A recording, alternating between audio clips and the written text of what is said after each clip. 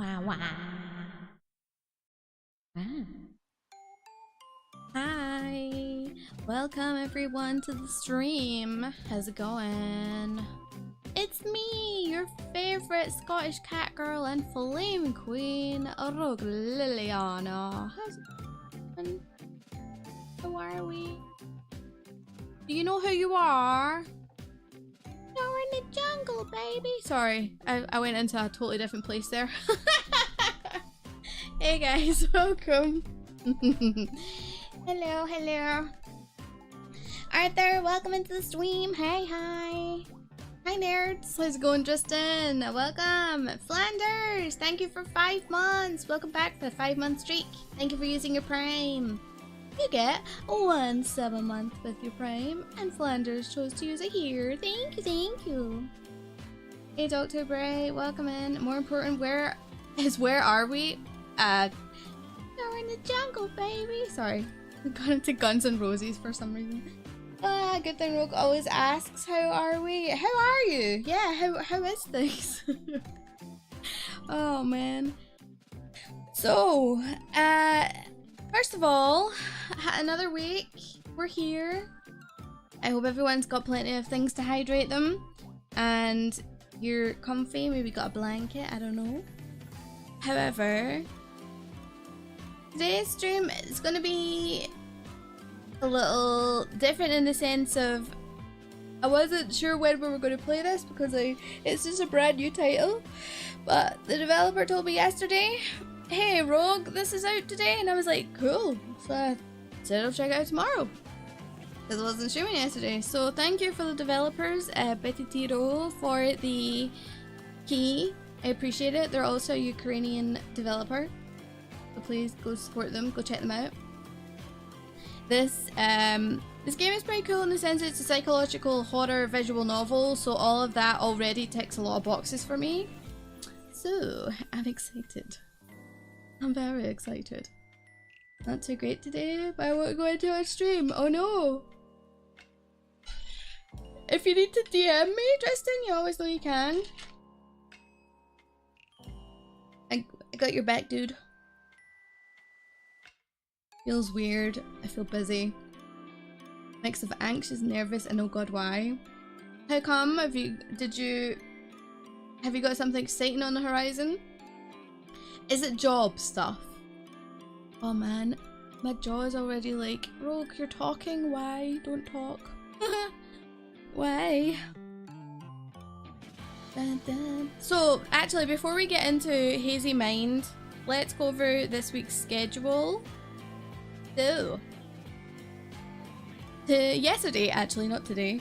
Yesterday, Monday, we had our 10th part of Final Fantasy VII Remake VOD up on YouTube, so please enjoy. Today, we're playing a indie game called Hazy Mind. It's a Ukrainian developer, and it is a psychological horror visual novel, which I'm already excited. Tomorrow, we're going to be diving into more Act 3 of Baldur's Gate 3 because I keep putting it off. I don't know why. Then on Thursday, we'll have part 16 of our Persona 5 Royal playthrough up on the YouTube. And Friday and Saturday will be both dedicated to more Final Fantasy VII Rebirth. I'm probably going to play a little bit on my own time before Friday. Sorry, but yeah, before Friday. So that I can get some of the map and stuff more unlocked so we can dive into more of the story. And then I'm going to be starting to upload the rest of my Elden Ring VODs. So you're going to get part 5 of that on Sunday. So there is already 4 VODs on a playlist already up on YouTube. I was looking for them before and I was like, are they really the same ones? But they are. So yeah, we're going to be doing that. Louis, thank you so much for the meteor shower. Welcome in, guys. Welcome, welcome. Thank you for the raid. What were you playing today? Hi Qualifier, how are you? Gonna assume we get hit in the head, which is why we're hazy in the mind. I don't know. That's what we're gonna find out. All I know is that we wake up in our room with no recollection of what's happened, and we're only greeted by an unknown girl who's there. So we need to figure out what happened to us and ourselves and our parents. So it'll be interesting.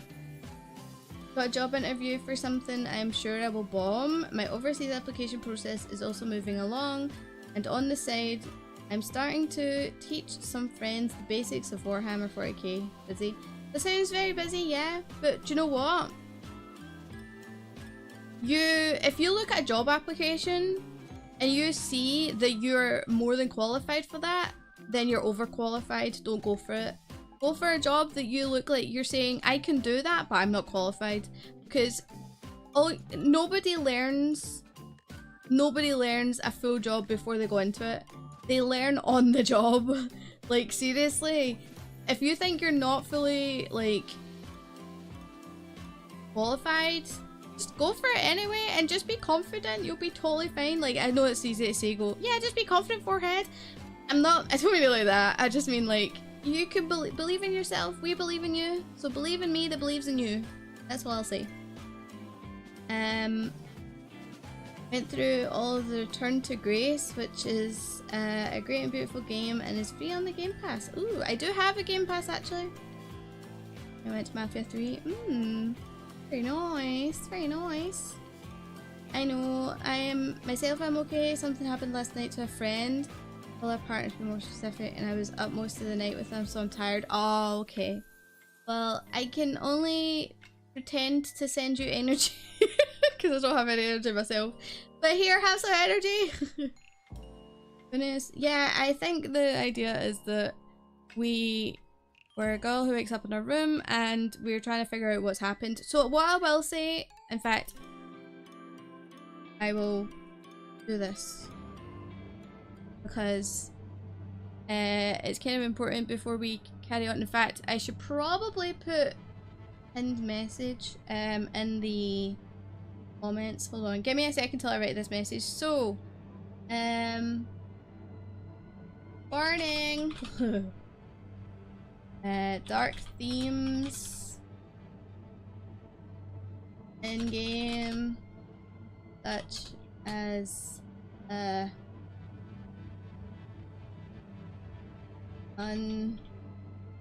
unaliving, sorry that I have to say it like that, depression and more. Please take care of yourself. Okay, so let me copy that into all chats and then pin the message. Let me. Hold on. And go and perfect. Okay, and then I don't know if I can do it in VStream, but I will post it in there anyway. I don't think I can pin on VStream, but the comments there, so hopefully unpin after stream.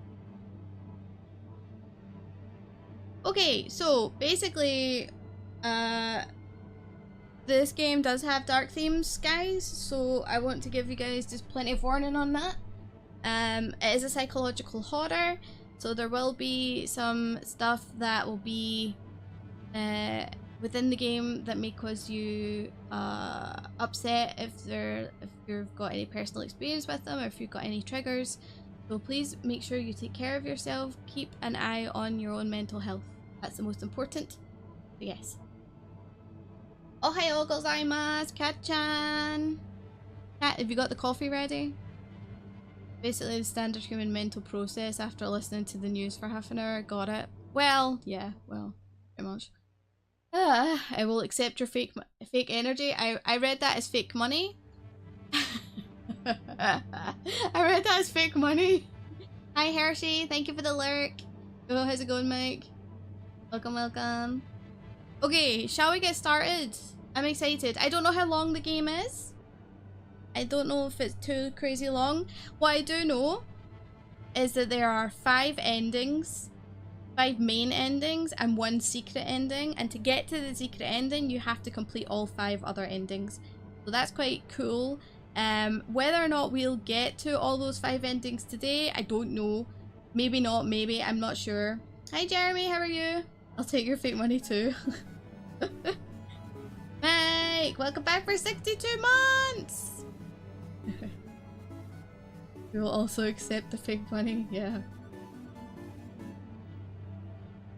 Damn, I'm so awesome. God damn it. I need to turn up the alerts. Actually, can someone DM me in Discord and say, hey, alert volume, please? Because I'll forget.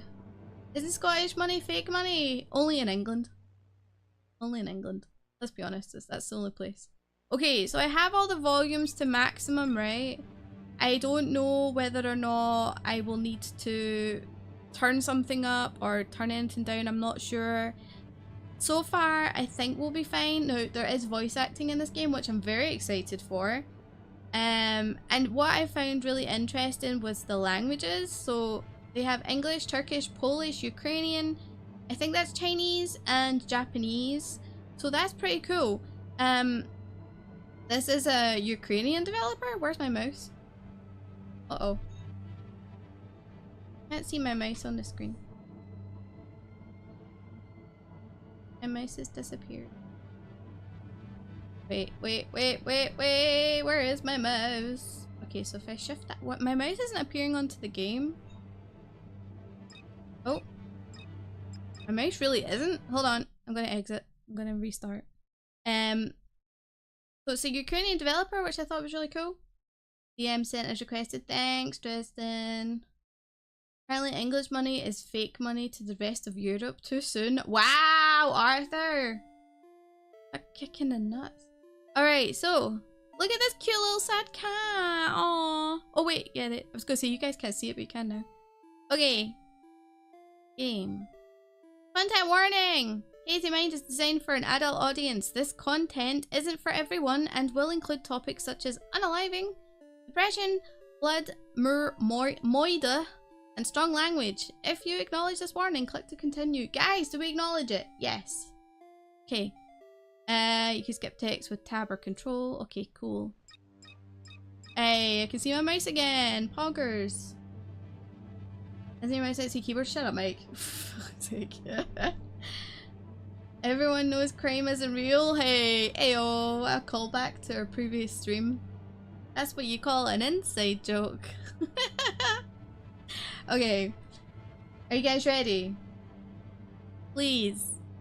Take care of your own mental health. Please take care of yourself. Make sure you're hydrated and comfy.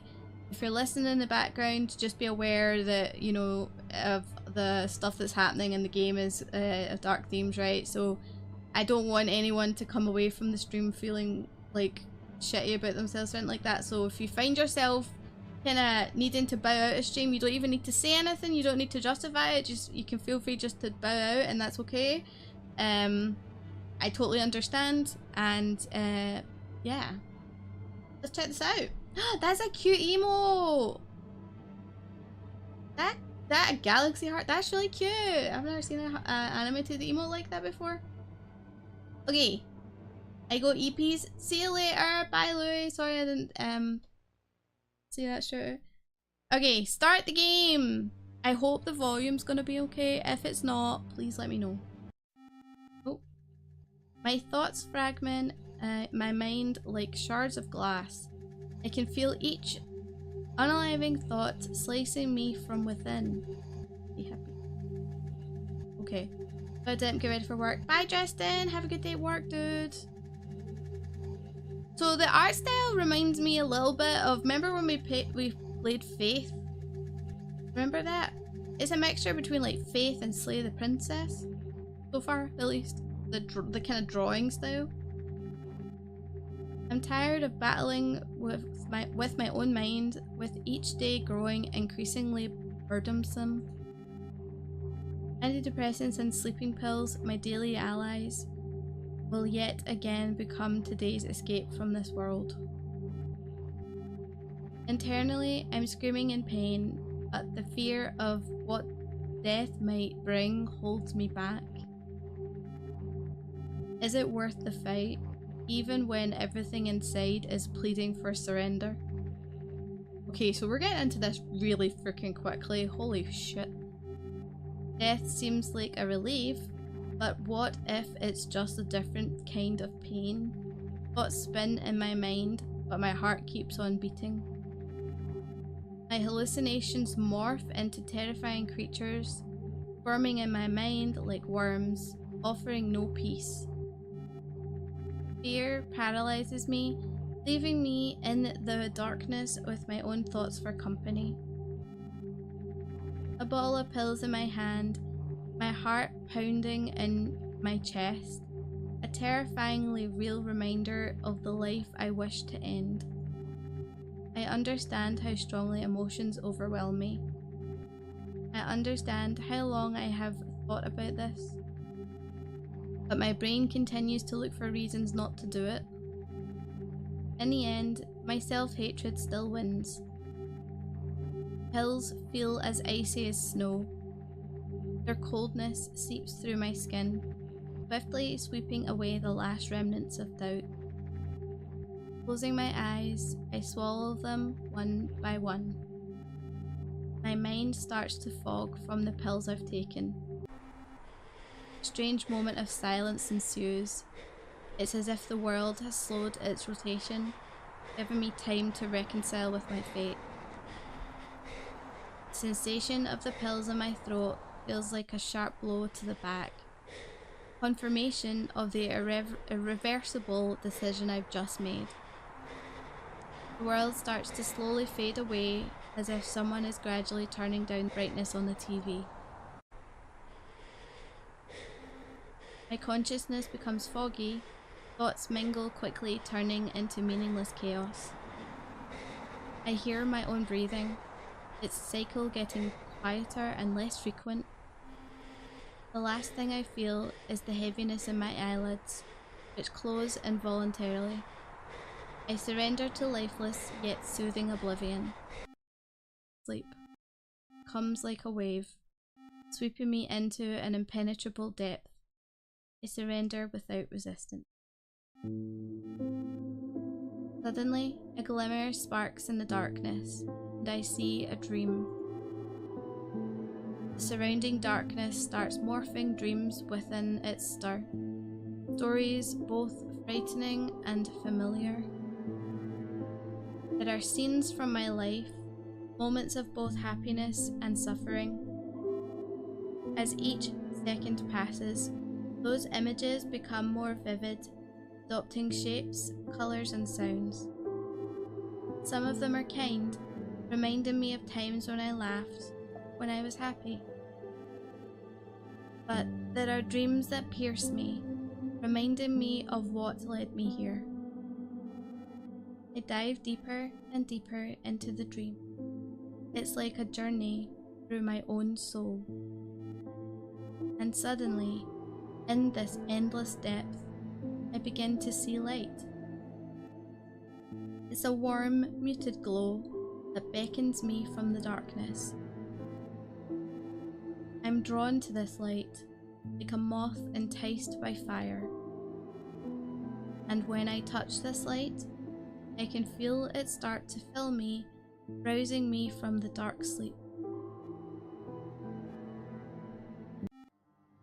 My eyes open, I feel the solid surface of the bed comforting my body. My head is still foggy, but it no longer pains me the way it did before. My consciousness slowly returns. Something is off. Something around looks unfamiliar, even though I know it's my space. Memories spin in my head like flashing images, but I can't piece them together into a coherent whole. It's a feeling of emptiness, as if a part of me is missing. Names, faces, moments, everything is plunged into a disorganized mess, deemed unreachable for my mind. I'm finding it harder to breathe. My mind screams, seeking answers I don't have. Everything around starts to seem distant and insignificant. I'm lost in my own world. Realization sets in. I have forgotten everything. Who I am, where I'm from, my existence is erased. I'm too scared to move, breathe, because even these sensations feel new and alien. With each breath, I attempt to remember. but it only results in greater panic. The world around me begins to crumble, like an abandoned building, eroding as time passes. I sense that I am moving further away from myself with each passing second. Fear wraps around me, squeezing my heart, and I can't find an escape. Gravity feels doubled.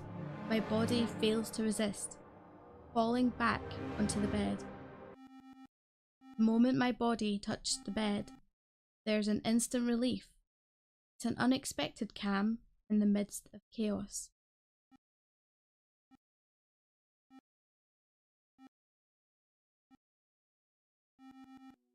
I feel the warmth of a foreign hand slowly passing through my hair. Despite consciousness stirring again, the desire to leave the comfortable sanctuary of my bed has disappeared. However, in the end, I decide to find out who is so tenderly guarding my space. Sorry, my peace. Oh. Hello. You've finally woken up. Ooh. She's got a nice voice. You guys hear her okay? I don't know if I can turn the game up a little bit louder. Then let me see.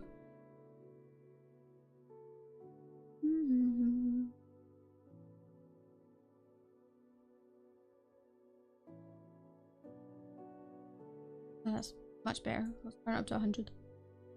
He's kind of low, yeah. You must be feeling lost and confused right now. This is much better. Unsure of where you are and who I am. Don't worry. I'm here to help you. He's here to help us? I don't know why the volume was only at 50%, but I fixed it. I need to tell you something that might be hard for you to hear, but it's important that you know. This isn't the first time this has happened. You've woken up with no memory before. Every night, your memory is reset. You cannot remember yesterday or any day before that. That's interesting. After a failed suicide attempt, you went through a lot of stress, and that's why you can't remember things. How are you? Oh, I forgot to introduce myself. My apologies. My name is Morana. Your mom hired me to look after you, as every night you wake up, oblivious to the world around you. Morana? That's a really cool name. I like that name, Morana. Is the volume okay now, guys? I think it is, right? My role is to be a beacon in the early hours, to help you navigate through the confusion. Of course, I am also here to assist you in regaining your memory. By the way, my duty is to provide you with a guide on what to do when I'm not around, and where to find essential items you might need. Here, this is the guide. As you can see, it's a bit worn out since you've used it prior. So aid kit in your cabinet, kitchen, straight down the hall. Take a something. Emergency, call 911, phone on the table, address, city, park, Vidif Street 4. This is like 51st Dates. I haven't played 51st Dates, but I kinda want to. In case of emergencies, the first aid kit is in your cabinet at the very bottom. You'll instantly recognize it. It looks like a typical first aid kit. Just It's a to be on the film? safe side, I've sketched a picture Oh, of it the here in film, guide, sorry. so you can be sure you've Right. found the right box. There's a game that does the same thing. I think it's called 20 Days. I've got it on my Steam wishlist actually. I really wanted to look at it. It's kind of like Simulacra, but it's not horror, I don't think. It's just reality stuff. No, I haven't seen the movie. To get to the kitchen, you will need to leave your room, walk straight down the corridor, then take a left. That's where you'll find the kitchen. If something happens to either of us, dial 911. That's the number for emergency services. Your phone is on the table. The phone is switched on and fully charged. You've always had a knack for figuring out how to use it, so I'm sure you won't have any issues there. What else was there? I feel like I'm forgetting something. Oh, right. If you have to call an ambulance, you'll need to know your address. It's 4 Buttiff Street, Arc City. It might be a bit challenging to remember right now, so I understand. 4 Buttiff Street, City, Arc City. Oh, it's in reverse. 4 Buttiff Street, Arc City, okay. However, everything I have just told you is written down on this note. Please, keep it safe and always have it with you, okay? Okay. Great. You're doing very well. Now, to add a little joy to the moment, I've prepared something special for you. I cooked your all-time favorite dish, toast with egg. I love that dish. I love that dish. It's important to fuel your body. After eating, I can give you a tour around your room and help you discover more about your life that's been temporarily forgotten. So don't rush yourself. Eat at your own pace. I'll be here.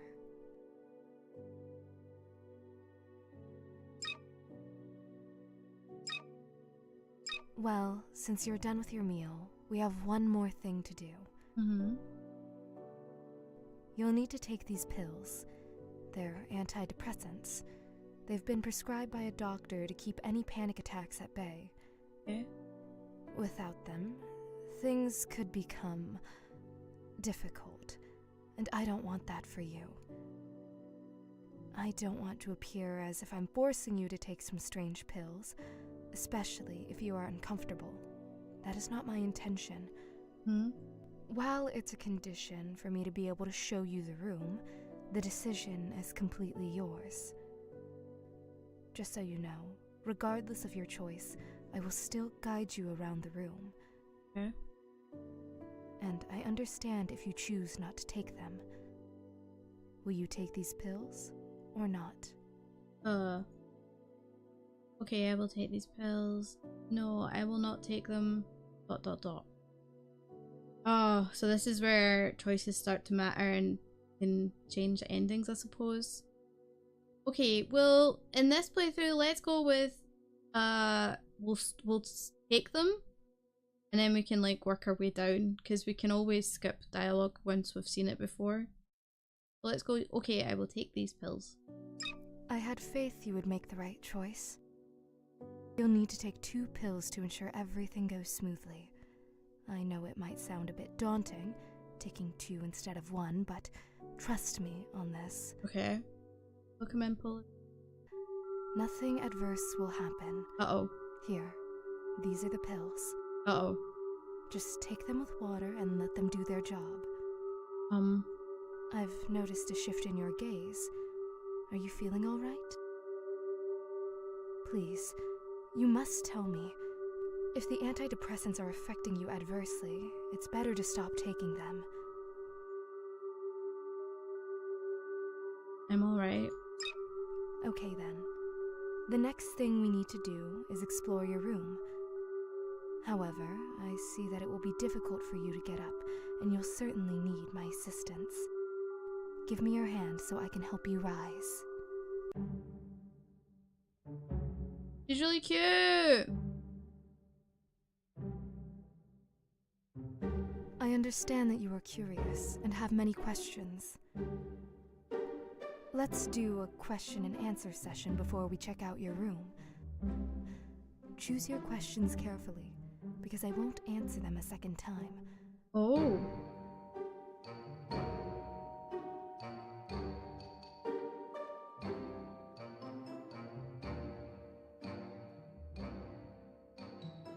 The music's good.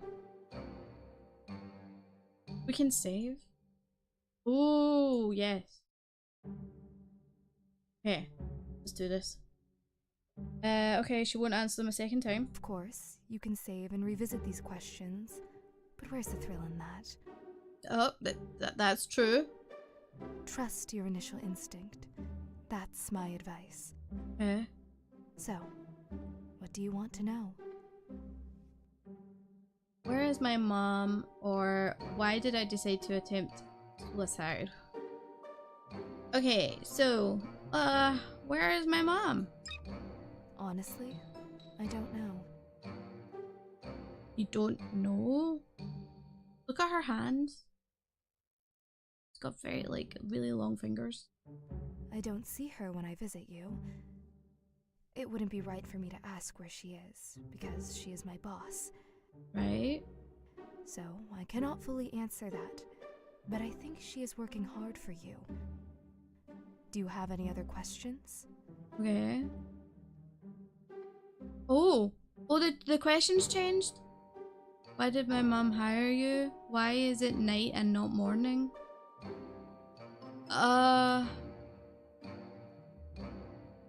Why did my mom hire you? Interesting question, to which I don't know the answer. You should ask your mom about that, I think. And why are you asking questions I don't know the answer to? I don't know. That's such a rhetorical question that I don't understand how you could even choose it. But okay. Okay, I'm getting called out. Do you have any other questions? Why do you look so strange? How can I remember everything forever? Why do you look so strange? I'm not even sure whether to take that as a compliment or not. I mean, Morana did say ask her anything. That's true. If, in your understanding, strange means unconventional, then I am actually quite impressed. I always want to make an intriguing impression. Not a pleasant one, but an interesting one. Because to leave a pleasant impression on people, you often have to just nod along with them. You're probably wondering about my makeup, right? Your makeup's cute. I love to experiment with my face and try out different looks. So far, this is my favorite.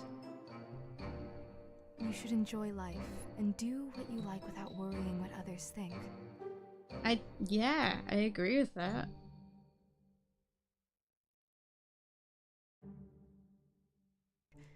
Want to wear weird makeup? Go for it. Mm-hmm. Want to wear odd gloves? Put them on. Yes, people might give you odd looks, and yes, they might judge, but so what? By strange, you mean attractive? Rogues in our thoughts. Shut up. Don't call me out like that, Arthur. People who pass you by won't remember you in 10 minutes. That's true, actually. And I won't stress about it. Those unfortunate 2 minutes of judgment can be endured. Hey, what's up, Trinidad? Welcome in.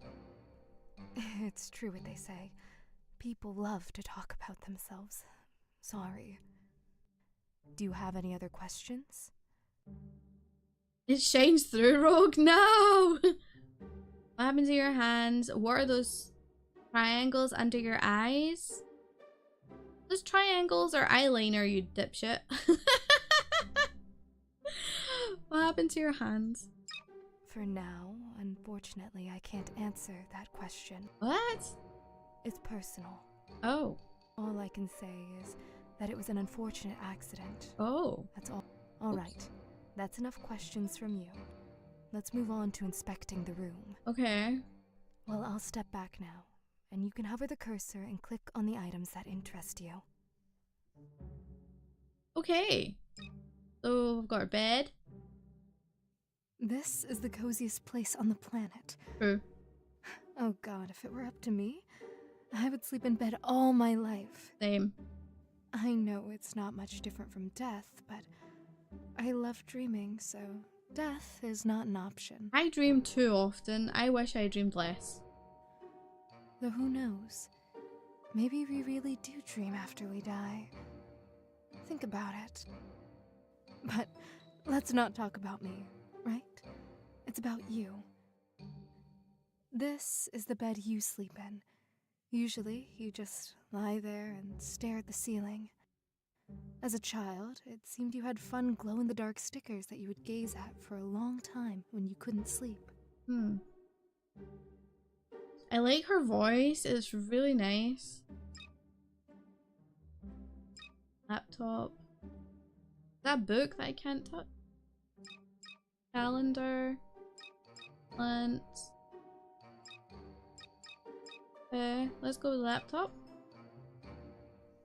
I should start by saying that all information I'll share comes from your mother. This is your laptop. You enjoyed listening to audiobooks and playing games. You also use the laptop for your studies. Okay.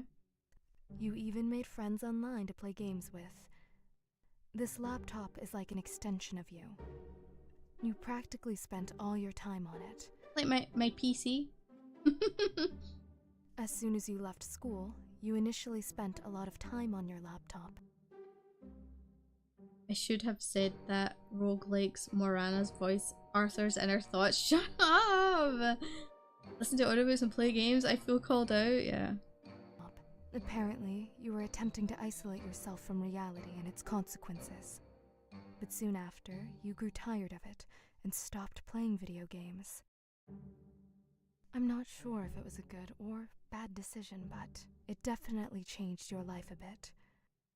By the way, you can look into your laptop and see what's there. Want to check? Oh. Yeah, sure. Well then, take a seat in the chair and you can take a look. Hi Zed, how are you? Feels like this game knows me. I sat down on the chair and opened my laptop. Oh. Okay.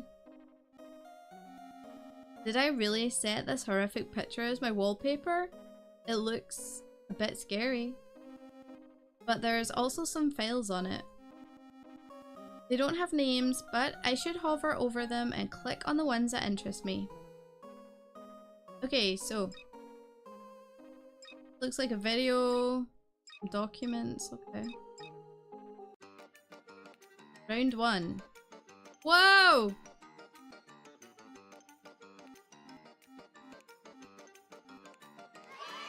Good job. Round 2. Yay! Round 3. Uh-oh. Nailed it. Oh no. No! I did okay! I did alright there. I don't know how many rounds there are, but interesting. Oh, messages? It looks like some social network is there. There was no internet on the laptop, so I cannot search for something.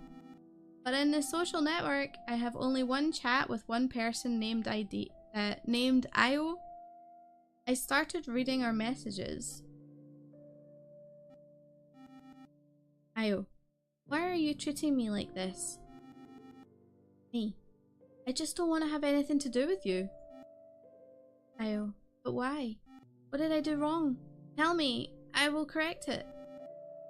Me, you're too pushy towards me. Even now, you're willing to embarrass yourself just to talk to me. Slow.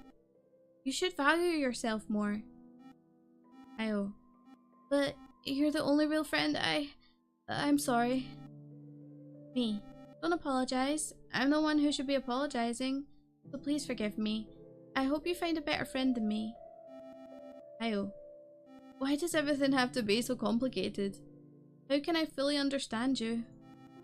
Why are human emotions and feelings so complex? I don't understand. I just want to be friends with you, like before. Me, we were never friends. I just talked to you out of pity and used you. I'm a terrible person. You just dreamed of a friend to walk with, play with, and share jokes with. That's your ideal, right? And you projected it onto me.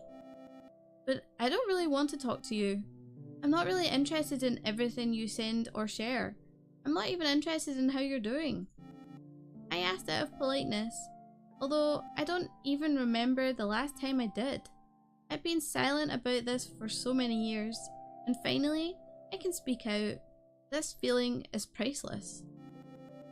I'm just as insecure as you, which is why I couldn't tell you all. Couldn't tell you all of this right away. It's a pity I'm saying this so late, but it's better late than never.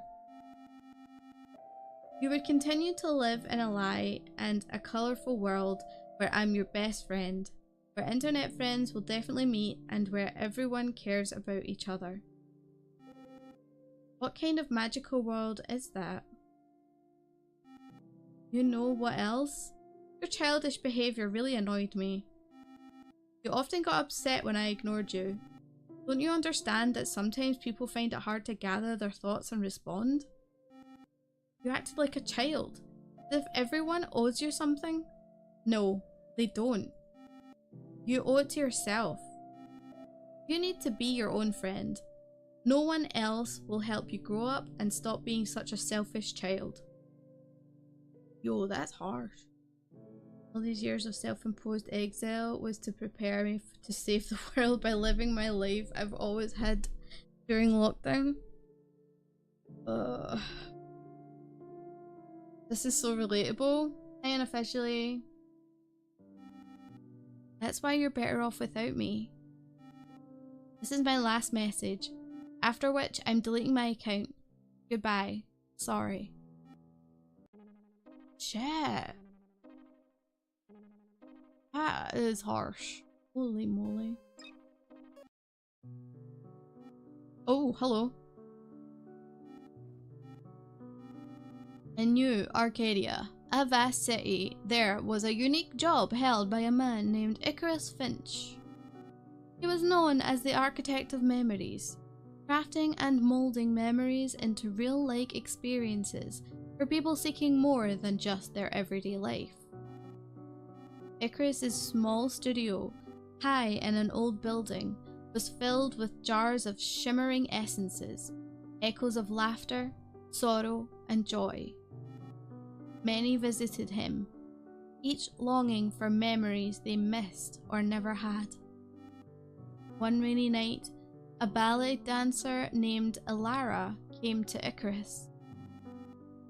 Her life was a series of rehearsals and brief shows, her movements a display of disciplined grace. But her eyes held uncried tears. She wanted to remember something different, a deep, personal love, not the fleeting praise she was used to. Icarus, calm and thoughtful, agreed to help, but warned her. He said that sometimes our hearts want what only real life can give. Elara, desperate, agreed. For days, Icarus worked hard. He created a memory of true love for Elara, full of first glances, touches, and whispered words in the quiet night. He made a memory where Elara danced not for an audience, but for someone who loved her deeply. When the time came, Elara experienced this memory. She found herself on a starry balcony, dancing with a blurred figure, feeling a love that filled her. She woke up, joyful, thanking Icarus for letting her feel love. Icarus, a bit sad, told her this was just a shadow of real love. He knew that true love was something to be discovered and experienced, not made. Elara left, her heart touched by this experience, but soon the memory faded. She realised that real love couldn't be made or remembered, it had to be found and nurtured. So, Elara changed her routine life. She explored New Arcadia, making real connections and finding joy in simple moments. And then, in a quiet cafe, she met someone. This time, the spark between them was real, starting a flame no crafted memory could match. Icarus stayed in his studio, creating dreams. He knew some things, like love, were too wild and real for even him to make. They belonged to life, waiting for those brave enough to seek them. Wow. Well, I legitimately don't understand that conversation. Maybe it would have been... I would have in the past. You mean with the two and the social media one? You don't want to work in IT anymore? Oh, is it that bad, Cat? Alright, let's see this one.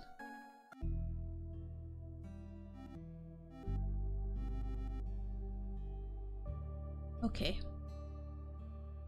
In a big city, there was a small old bookstore hidden between huge buildings.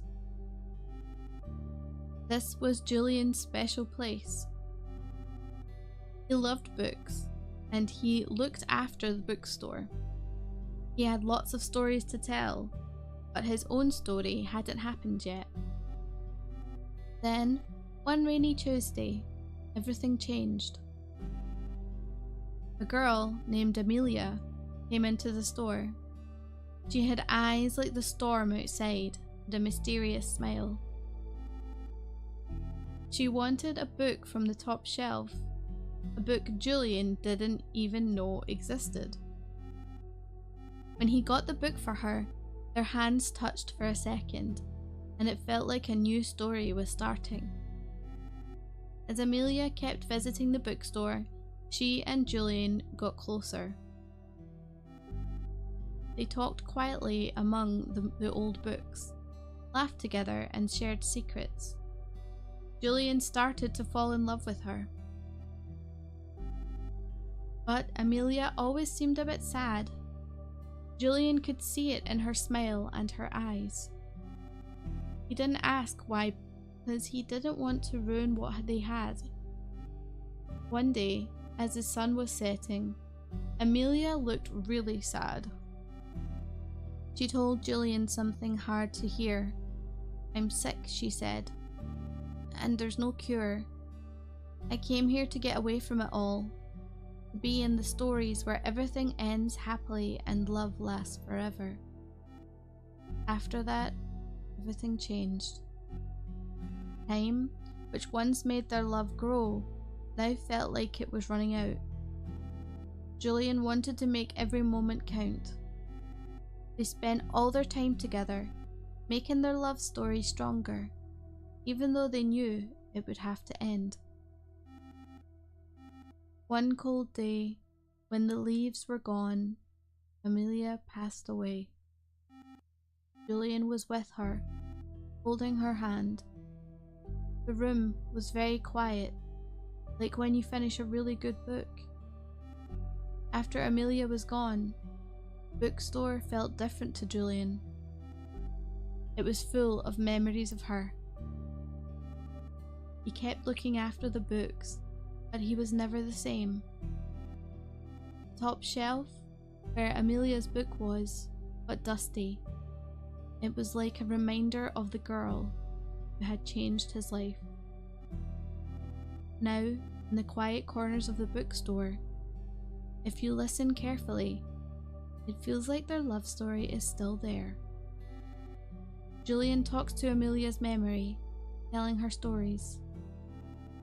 Their love lives on in the quiet moments in the bookstore. Wow, that's really, that was beautiful. People are draining you? Yeah, I get it. I live with someone who's in IT and the people are draining too. So I totally get what you mean. Alright, so there's only one more document, I think, in this one.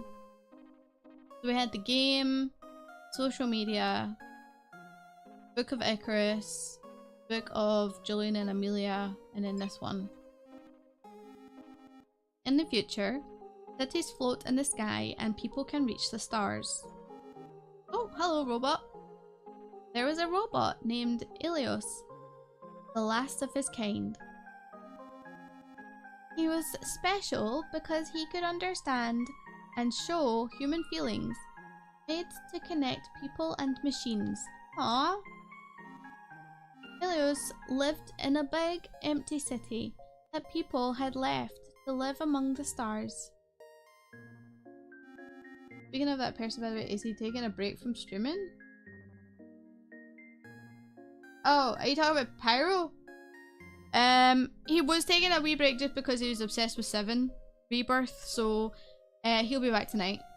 He should be streaming tonight, unless work gets him pissed again, because there's a lot going on with work right now. But no, he just took a break because 7 was out and he was obsessed. He's been playing it every night. Cause he was off he's D27. He was off Thursday, Friday because of the washing machine getting delivered on Friday, so he took Thursday off as well. And then he started playing it on the 29th as soon as it came out, pretty much. So he's been playing it every day. He's been playing it literally every day since it came out. He'll be doing his Elden Ring playthrough tonight. So his level 1 challenge. You're obsessed with 6 right now? Nice. The man's got his new vice, yeah. Yeah, he's literally 100. Oh, excuse me. He's 100%ing each area, so it's taken him a while, but he's way further ahead than me. So I'll probably play it a little bit tonight, maybe.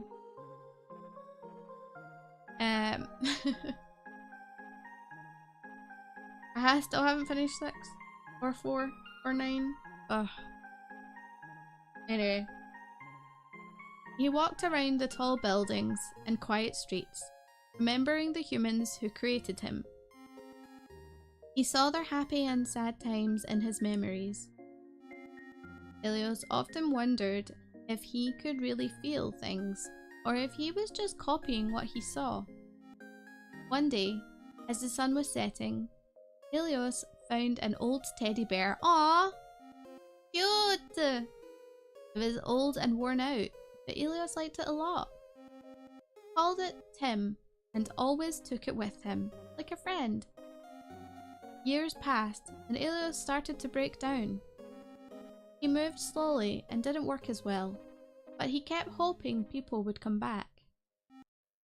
One night, Ilios stopped working near a fountain under the stars. He understood something important. Feelings connect everyone, whether they are real or not, and they are a part of everything. Holding Tim, Ilios stopped working with a peaceful smile. He wasn't sure if his feelings were real, but he felt calm and connected to the humans he never met, but knew from memories. The city stayed quiet, a reminder of the past, but Ilios' story stayed, showing how everyone looks for connection and tries to understand feelings. Well, do you have some questions about your laptop? Maybe? The stories, I wrote them? Question mark? Yes, you really did. Wow. As you can see, not every story has a happy ending. But you're always trying to make stories with happy endings, like those in movies. I think the story with the ballet dancer shouldn't have ended like that. Oh, really? That ending was so stupid. Like, what? Why? Wait, but if I wrote them, you mean that my writing is stupid? Morana, please. The story could have ended when Alara realizes the memories are fading, and she's not happy anymore. The part about her finding a new love interest is so far-fetched. But the other stories? I really enjoyed them. Oh, whoops. Oh, no. I just confessed to looking at your laptop. Sorry. Hmm. I didn't mean to. I'm just a bit tired from work, and when you sleep, I read those stories. Okay. Or I go to internet forums. They're funny, I think. Sorry, again. But since you don't have much information on your laptop anyway, it's not a problem at all. You can continue looking around the room. Okay. What about this plant? This is the plant your mom gave you for your birthday. Oh, cute. Surprising it's still alive after so long. Just kidding. It's really because you've always taken such good care of it. Good job. Lately with your health troubles, it's your mom who's been looking after it mostly. Mm-hmm. Oh, it's calendar? This is a poster of a rock band you liked as a child. Oh, it was supposed You know, you used to buy these posters and stick them up, but later on you thought it was a bad decision. At least this poster still hangs here, reminding you of your childhood and how you were a huge fan of this band. I think removing the poster is not a good idea. It would take off the wallpaper as well, ruining the look of your apartment. You can continue looking around the room. Okay. Window? Another poster, but Oh. this one you bought when you were a bit older. Poster. You were a fan of anime, it seems? But since you were a child, you mostly watched romance. I understand you. I was the same. Only later do you realize that such things don't happen in real life. Or do they? Maybe it just hasn't happened to you yet. Don't lose hope. Anything can happen in the future, right? Okay. But that's not really important. Later, you regretted buying the poster, but you can't take it down because it would ruin the wallpapers. Alright. Oh, now we can click this? This is your diary. Oh. The most important thing you have. Diary. Reading it might take some time. But since you've clicked on it, you definitely need to read it. I definitely need to read it because I clicked on it? I won't disturb you during this time. Read at your own pace. Okay. If you want to share your emotions after reading, I'll be glad to listen. Okay. I saw Morana sit down on the chair next to my table and close her eyes. Apparently, with such a job, she gets very little sleep. I carefully picked up the diary and sat on the bed. It looked like a regular book. It didn't have all that many pages, but the book still seemed thick. Perhaps because I had read it so many times, the book had become slightly misshapen, adding to its thickness. I don't know what awaits inside, and the atmosphere starts to get tense. Overcoming my anxiety, I finally opened the diary's first page and began to read. Select what an odd word to use. This game is going to break the fourth wall. Yeah, it's already done that. Funnily enough. Okay, 22nd of the 8th, 2017. Hello. I decided to start a diary because Ria told me it helps understand oneself and improves relationships with others. Basically, she seemed to be promoting it to me. So, I bought a notebook and will try to write down everything happening in my life. Honestly, I don't think this will last long since I'm not very this is me! I'm not a consistent person either. I can't do the same thing every day. But we'll see. Maybe it will work. Or work out, rather. It's hard for me to write. I don't even know what to write about. What did I do today? Went to school, talked with friends, came home, did my homework, and now I'm just sitting at home. My mum's not home as usual, and I have nothing to do. Well, technically, I have a lot I could do, like self-improve, prepare more for my lessons, play computer games, but I prefer to lie on the bed and stare at the ceiling.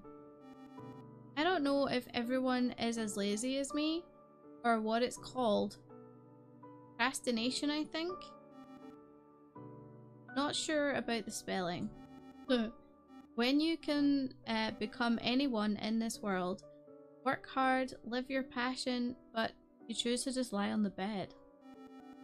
I think in the future I will read my diary and might not understand. Maybe even blame myself for something. But I'm tired. Yes. I have many friends at school. I get good grades, and I even hang out with friends outside. I always smile and joke around them, trying to stay positive. Yet, when I come home, I feel sadness and loneliness. Nothing seems to help. Not video games, not studying, not even food. Maybe I'm just not in the mood. Honestly, thank you, diary. I feel like I vented to someone, like crying on a shoulder. I feel a bit better. But not getting an answer back is hard. It's like talking to a wall. Maybe I don't need a reply? Her purpose might be to be there for anyone who wants to share something privately but is afraid to. Anyway, I'll go now. Game reminds you so much of milk inside a bag of cat. Wait, I've heard of this game, but I don't know what it is. Milk inside a bag of milk inside a bag of milk. I think I've heard of that. It's on my recommended a lot. I don't know. I think it's because it's kind of like a game like this, like visual novel. I don't know if it's a horror one though. Don't know.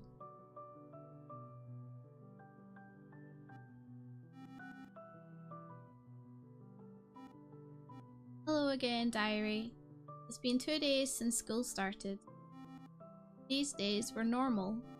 Ria and I sat together, joked during breaks, and had lunch together. Today, I brought her the cookies I baked at home, and she shared a tasty salad with me. She loved the cookies. Ria is genuinely a kind person. We have a lot in common, but she's not into video games. She prefers studying, and she's really dedicated. I don't have that drive, even though I get the same grades as her. I feel like school just prepares us to be perfect workers. It's like, do this, do that, don't question things.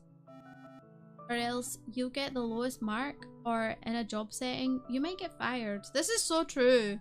School and stuff like that is literally just to be a perfect little worker. Even though it's important for certain things, like, I feel like the whole, I'm not gonna get into it, right, but the whole education system needs a rework, like, entirely. Okay, so we're on the 3rd of the 9th. Hello, diary. Recently, our class was asked to write an essay about friendship.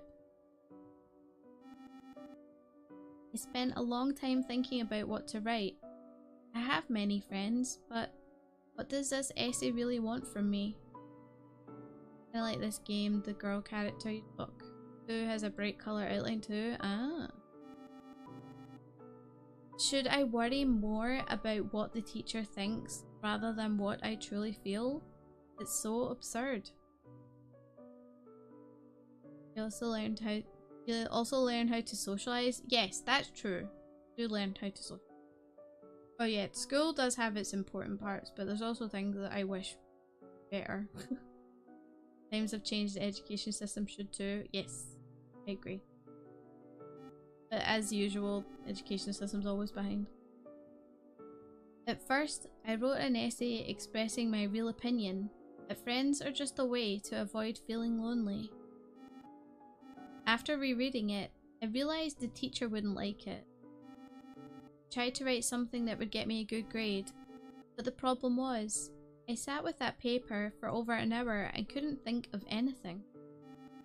I decided not to submit the essay and got the lowest mark. I chose not to tell my mom about it, and she doesn't seem to care much about me anyway. If I had submitted the essay with my honest feelings, they might have sent me to a psychiatrist, or even suspended me from school. For sure, I'm also convinced the US education system is deliberately trying to make younger generations dumb. Oh, they are! 100%. They are 100%. They are. I think it's been proven at this point, but they won't do anything about it. That's life. Okay, 18th of the 10th. Hello again. Sorry for not writing for so long. Nothing new happened. As usual, I hung out with Ria, played video games, slept, and of course, went to school. But something happened recently that threw me off. As I mentioned, I have many friends, including guys, and mostly play video games with them. And recently, one of the guys confessed his feelings to me, diary. Can't imagine my surprise. I mean, I've seen some girls flirting with guys and vice versa, but I always set boundaries and no one ever flirted with me. I never cared about such things and never even thought about it. But for the first time in my life, someone confessed to me. He just said it, honestly and openly, feeling it wasn't fair to keep it a secret from me and wanted an honest answer. I don't know how to respond to him because I don't feel that strong love described in movies or books. Still, I'm really flustered by all of this. I'm even embarrassed to write to you about it because I'm usually so down when I talk to you, but now I'm smiling as I write this. It feels so unusual.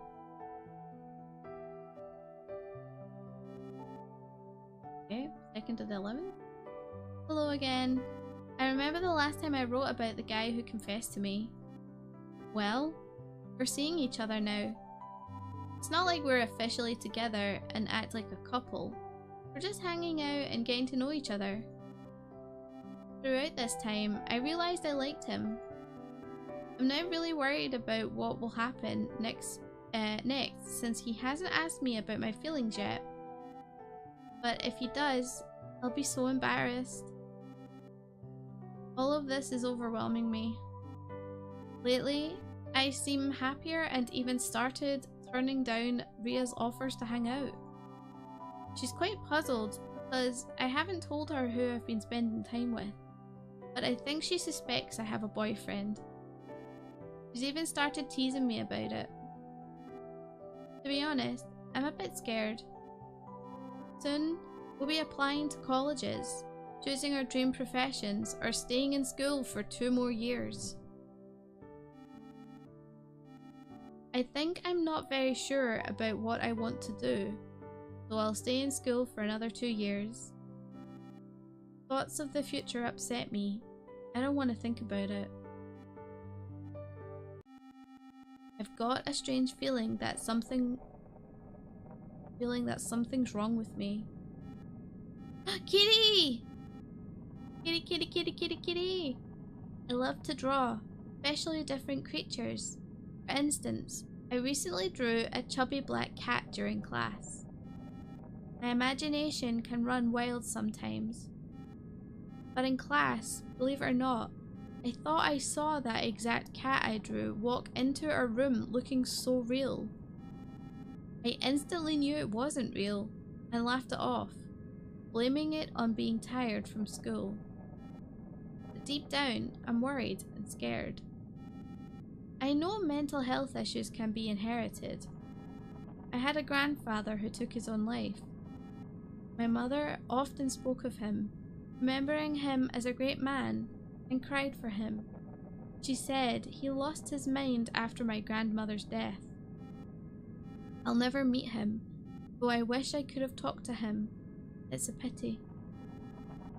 I don't romanticize mental disorders like movies do. I think it's not normal and should be treated. Otherwise, people can completely lose their minds. Anyway, that's the weird situation I experienced. Okay, so 21st of 11th? I probably just got bed to confess. Shush you! Don't be so... Is that the way that you think? God damn it.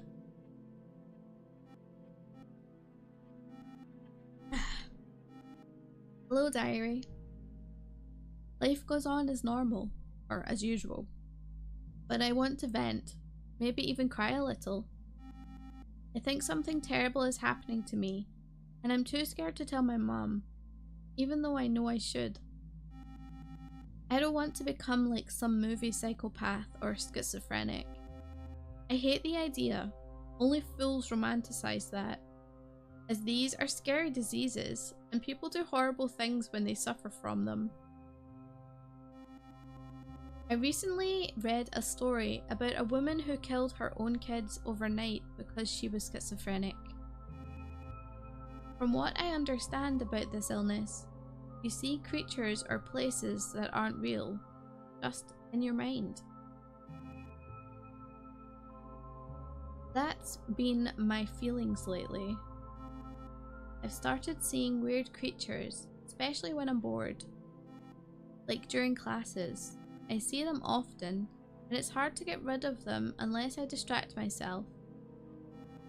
I know I should tell my mom, but I'm terrified of being diagnosed or accepting that I might never be able to live normally in society. That would be like death to me, since I'd no longer be ordinary. I'm still thinking about it, but I'll write more if there are any updates. Okay, so now we're a month later. I did it. I told my mom today.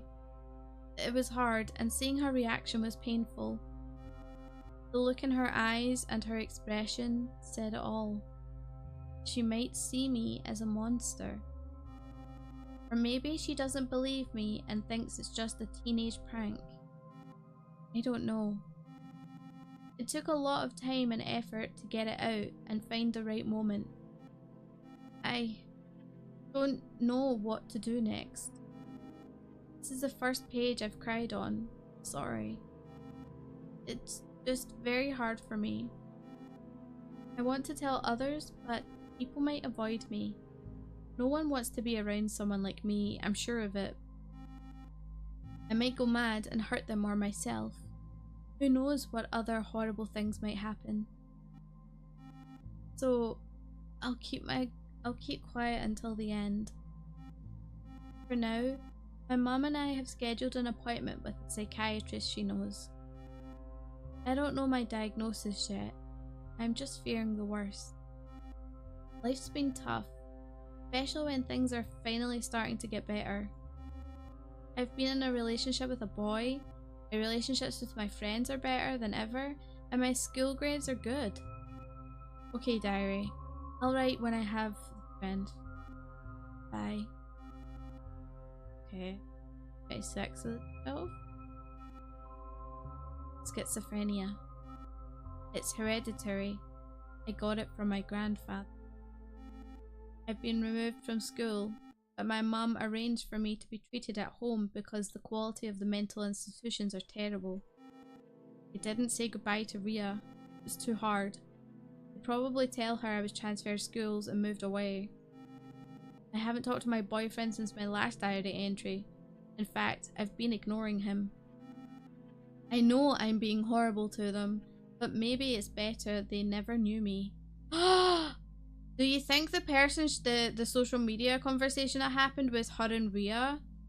And she's been friends with her all these years and she basically, like, tried to drive her away? Maybe? I don't know. It hurts me to do this. I cry every night. Sometimes we need to be cruel to, so people can get disappointed, move on, and forget about us. Yeah, this is what it's feeling like to me. I'm hurting them and myself. But their pain will pass. They'll move on, find someone else. And I want to believe they'll be okay. Things will never be okay for me again. Not because of my mood, because of the illness. No one knows how to cure it, and no pills will help. The hallucinations will become more and more real, scarier and scarier, and there will be more of them. I don't want to think about it, it's too terrifying. Since I left school, I'll have to study at home and focus on self-education. Starting the new year, my life will change entirely. Okay. Now we're at the end of the month. New Year's is coming soon, but unsurprisingly, I'm not in the mood. I think I made the right decision by distancing myself from everyone. Take my boyfriend, for instance.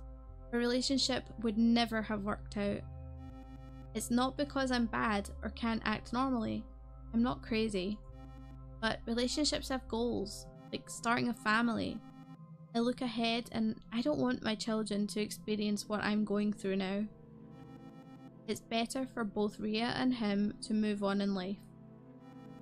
I'm getting incredibly bored these days since I'm not attending school, so I entertain myself by imagining various creatures. Of course, I could play video games all day, but I'm tired of that. When you're free to do anything, it's hard to enjoy things that you've once found pleasant sometimes. That's true, actually. Okay, so now we're at 3 weeks later. The New Year's has already passed. Mom and I celebrated it together. Who's the guy with the scratched out eyes? Is that their dad? Dad didn't even call, let alone visit. Honestly speaking, it's not that I'm mad at Dad, but my mom is very angry with him and doesn't want to see him. Oh. He found a new family and left us? Yeah. It's not that he found a family, he's just found some young girl, a student. I understand that my mom is very disgusted by this and that he left us for his own pleasure, but I think she needs to move on in life. That's a lot to— wow, that's a lot all of a sudden for a young kid to go through. By that, I mean find a new man who will love her and move on. Not as easy as that, kid. The only problem is my presence. Oh no. I completely ruined that possibility. Yet my mum loves me very much, despite this, and works very hard for my sake. But what's the point of all of this when I don't have a future? Not true, you do have a future.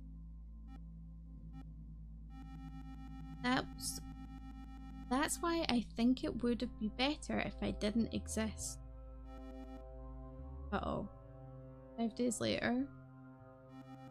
I don't want to write this hello diary anymore because I see no point. Honestly, I see no point in writing here either. I feel so bad that the only thing I can do is draw to distract myself from everything. The hallucinations are getting scarier, but I'm used to them. Sometimes I hear voices, but they're more like noise. My psychiatrist prescribed me antidepressants and antipsychotics, but she noted that they might have side effects. On top of that, I can't sleep at night, so I've also been prescribed some sleeping pills. But one sleeping pill usually doesn't help, so I take 2, and now it seems I consume these damned pills instead of food, which aren't helping. I mean, it costs a lot of money, and my mum stays late at work more often. She's changed shifts, and I barely see her now. I feel terrible because I feel like these voices will become more than just noise, and I'll start listening to them. I don't want that. I don't want anything. Oh. Okay. Well, hello diary. Yes, I wrote earlier that I wouldn't write like this, but who cares? I drew some works, and will paste them into you now. I hope you like it. Uh-oh. I'm a little concerned about what these pictures are going to be. Kai, will you hold my hand?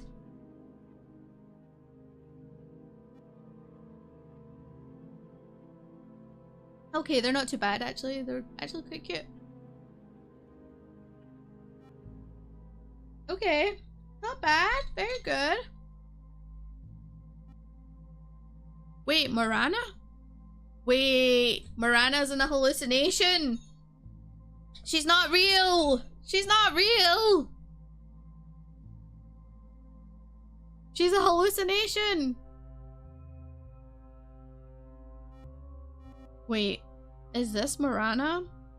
It looks a lot like her. Was I familiar with her before? Why didn't she tell me about it? Or even then, was she with me because my mum couldn't be? She's real to me, Rogue. But why didn't I write about this event in the diary? I looked in her direction. She was still asleep, right where she was. I need to ask her about it after I finish reading everything. I opened the diary again and continued reading. Enter the 2nd. Today I had a fight with my mom.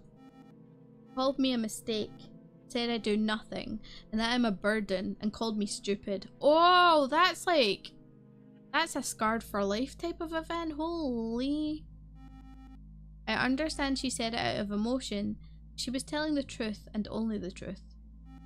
I have no friends, no job prospects, such a diagnosis, and all I do is take pills that cost an incredible amount of money and don't help. I can't even talk to anyone. Can't tell strangers on the internet about my diagnosis. It would look like I want pity. I just want to confide in someone, cry on someone's shoulder. But what's the point? If I cry, will everything suddenly become good? No. Nothing can help me now, and I need to accept that. At least Ria was right to suggest I keep a diary. Thank you, Ria. Without the diary, I would have killed myself a long time ago. Oh, then we've got a full month later. Hello and goodbye at the same time, diary. I decided today to overdose on all the pills prescribed to me. I see no point in living and trying. I don't want any of this. Fear gripped me and I felt goosebumps. On this exact date, I decided to end my life. I fully understand my actions. Even now, it's hard to imagine what I've been through. These hallucinations probably pushed me to the decision. No matter how hard I try, there's no helping me. Not in any way.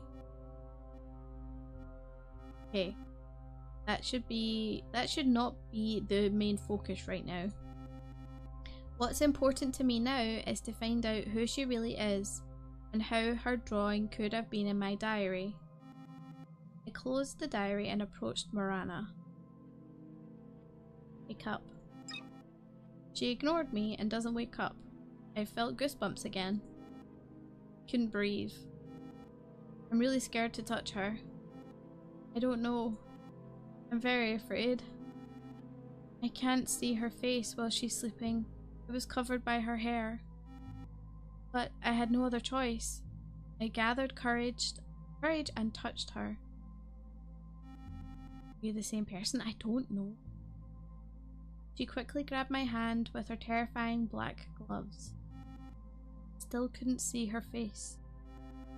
I try hard to break free from her grasp. These attempts are unsuccessful. Visions start in my eyes. I begin to see weird monsters laughing at me. Their voices echo loudly in my head, and I can't say anything. Morana starts squeezing my hand tighter.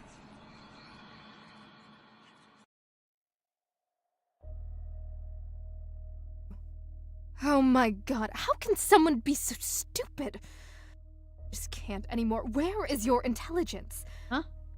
How can someone be like that? What? Haven't you tried thinking? What?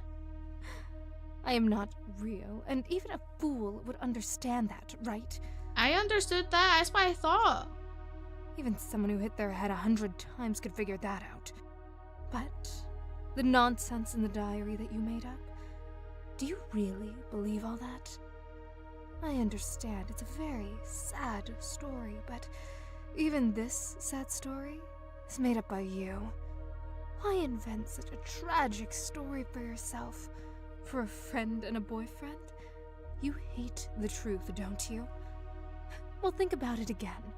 Truth is, you never had any friends. Uh-oh. You didn't have a Ria or a boyfriend either. Oh? You made them up. Just like you made me up.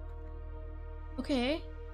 Practically everything you wrote in the diary is not true, but fiction. Think about it again. You write in your diary about how your boyfriend and your friend ignored the fact that you suddenly disappeared. What nonsense is that? Think if you really had friends and a boyfriend, they wouldn't know where you live? That sounds illogical. Very illogical. Damn it, illogical. She's not wrong. Do you really think they wouldn't visit you if you suddenly disappeared? Something like, oh, my best friend disappeared without telling me anything, and I'll just do absolutely nothing. Or, yes, I love her, but she disappeared and I'll just accept it. That sounds stupid. Don't tell me you actually believe they would continue their lives with your disappearance. Even considering that you're in school and you are practically children who can't do anything in this situation, your friends or your boyfriend wouldn't abandon you. They would try to find you. Something might have happened to you. Do you understand what I mean?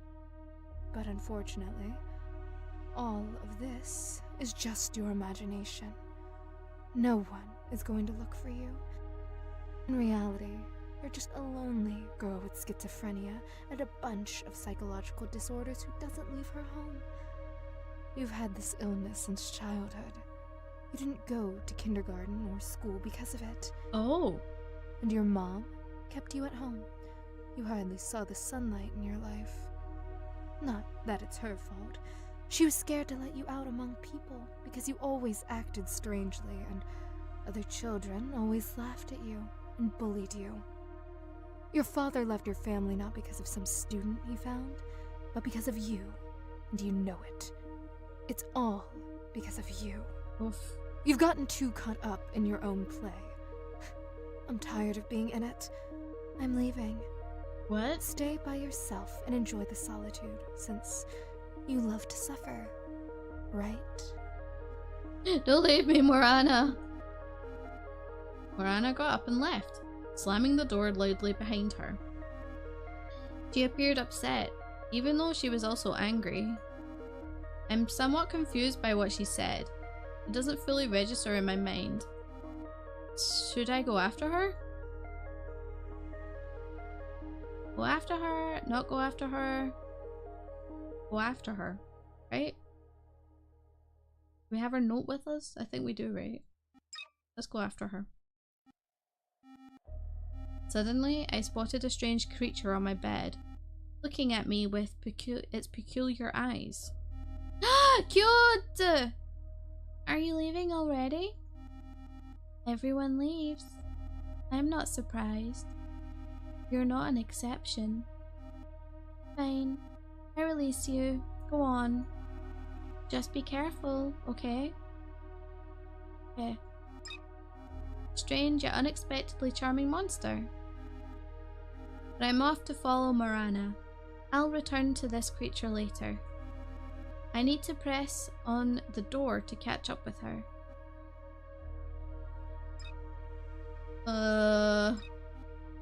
I'm pressing the door.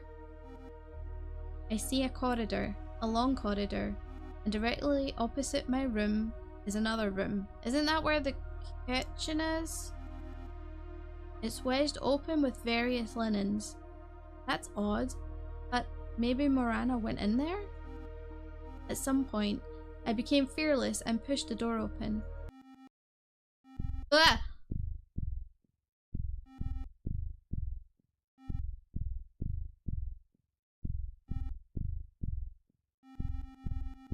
I don't think there are words that could describe what I felt at that moment. I was dumbfounded. The smell was revolting, and out of horror, I covered my face with my sweater. I don't understand. Who is this? What is this? Suddenly, I hear the sound of grinding teeth coming from behind me, and sense something approaching. Why are you so afraid, darling? Can't even turn your head. Am I that terrifying to you? You're insulting me with this kind of behavior.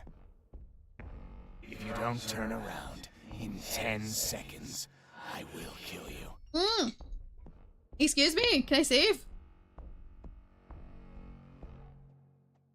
In case he does kill me. I am counting. 10, 9, 8, 7, 6, 5, 4, 3, 2, 1. Good girl. I thought hey. that you were really stupid, but I see some progress. Oh, well, well. Who do I see? A little girl, lost in her own mind. Did you get lost, dear? It must have been very scary to see what you saw. I understand you like no one else. It's okay. Sooner or later, this was bound to happen. What you see is your mother, or rather, what's left of her. Ah, yes. Who did this to her, you ask, right? You did. Uh-oh. You did this.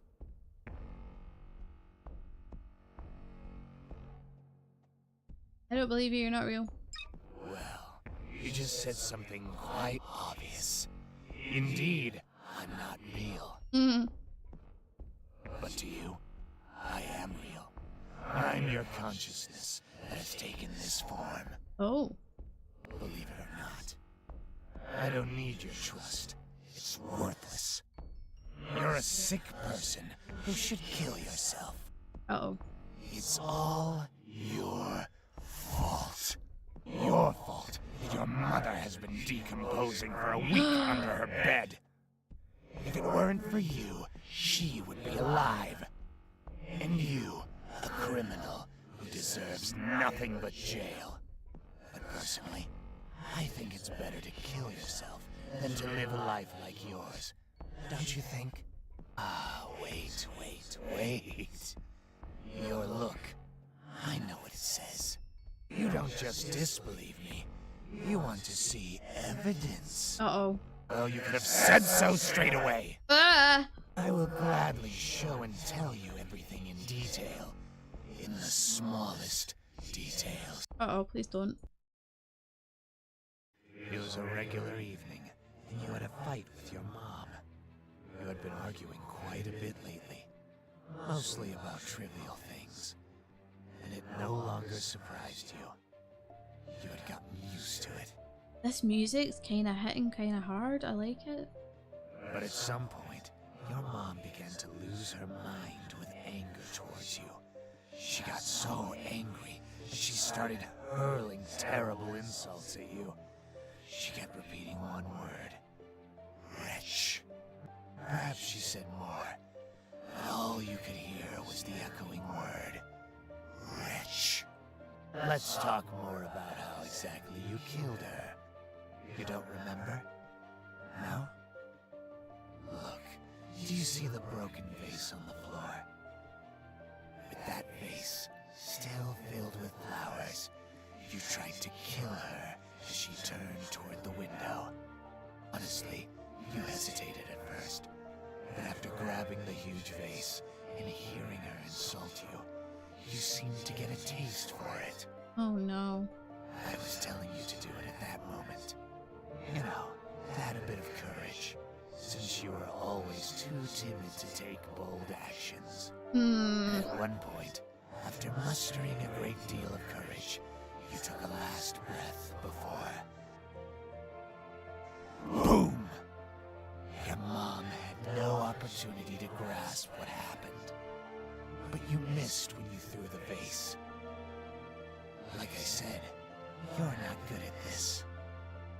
But wait, what happened next? Oh, do tell me. Mom looked at you, not fully comprehending what you just did. Scared, you ran to the kitchen. Oh no. Or maybe you wanted to run away from home. I'm not sure. Your mom chased after you, not understanding what was happening. You're in the kitchen. Your mom's in the kitchen. But there's a difference. You're standing next to a branded, huge, sharpened knife, which you take in your hand, and you point it at your mother. Your mother, naturally, is in total shock. She tells you, don't do anything stupid, with a trembling, frightened voice. You, like a complete rag, start to cry.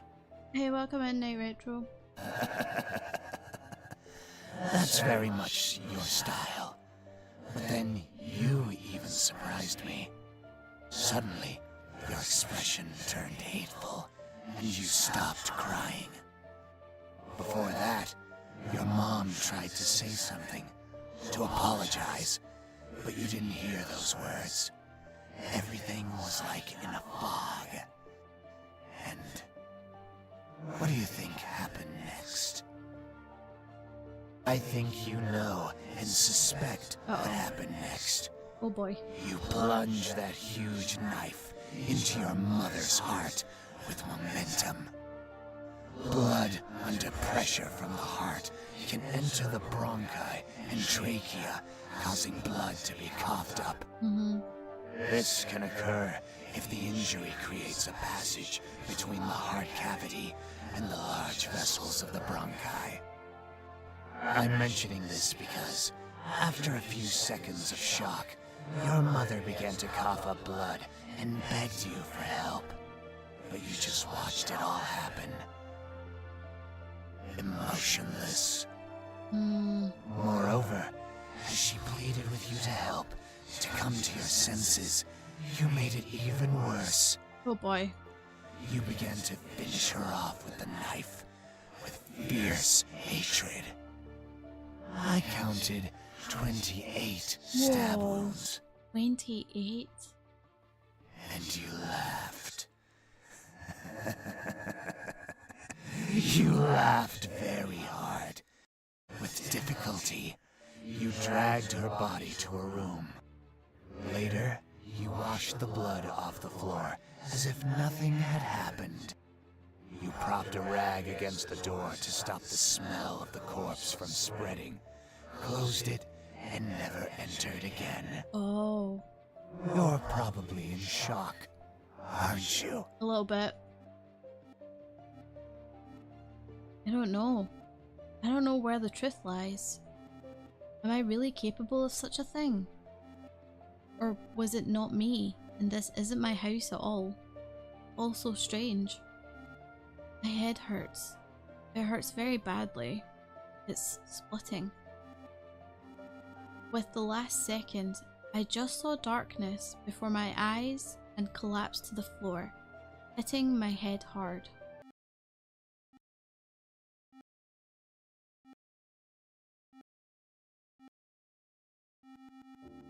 I didn't wake up with the comfort of someone stroking my hair. In actuality, I woke up because of the terrible smell of the corpse lying next to me. I instinctively moved away from it, struggled to my feet, propped a towel against the door and closed it. Why does this girl know so much? It sounds like, you know, things that it shouldn't know.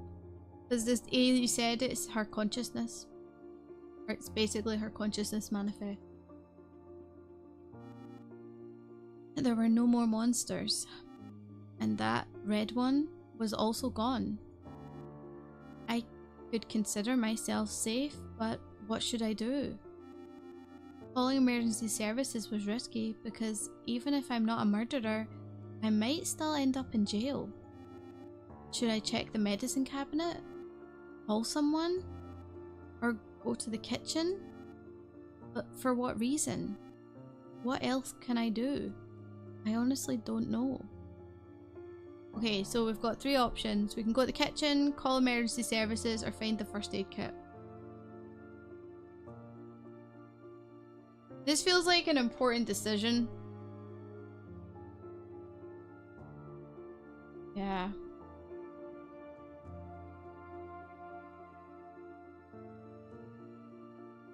Okay. So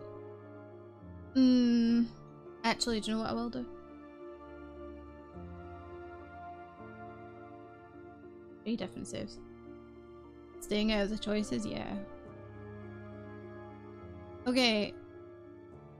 I think for this one, I'm gonna call the emergency services. This might be an ending, like it might just instantly go into an ending, I'm not sure, but we'll try it and see what happens. Morana said the phone was on the table. I found a small phone there. She hadn't lied after all.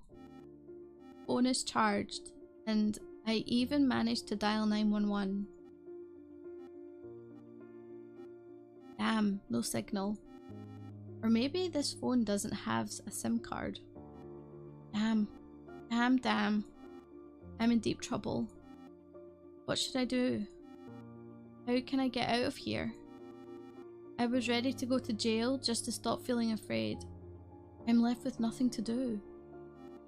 I feel hopeless. I want to cry. I want all of this to end. I want everything to be okay. I don't know what the truth is or whose body is lying in my mother's bedroom, but the fact is there is a body and I will be imprisoned. I don't want any of this. I want to hide under a blanket and sleep forever. After crying a lot, my eyes became much heavier and I wanted to sleep badly. I know I could forget everything if I slept.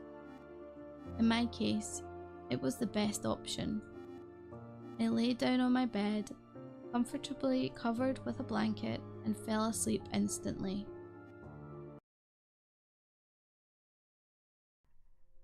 Hey, are you there?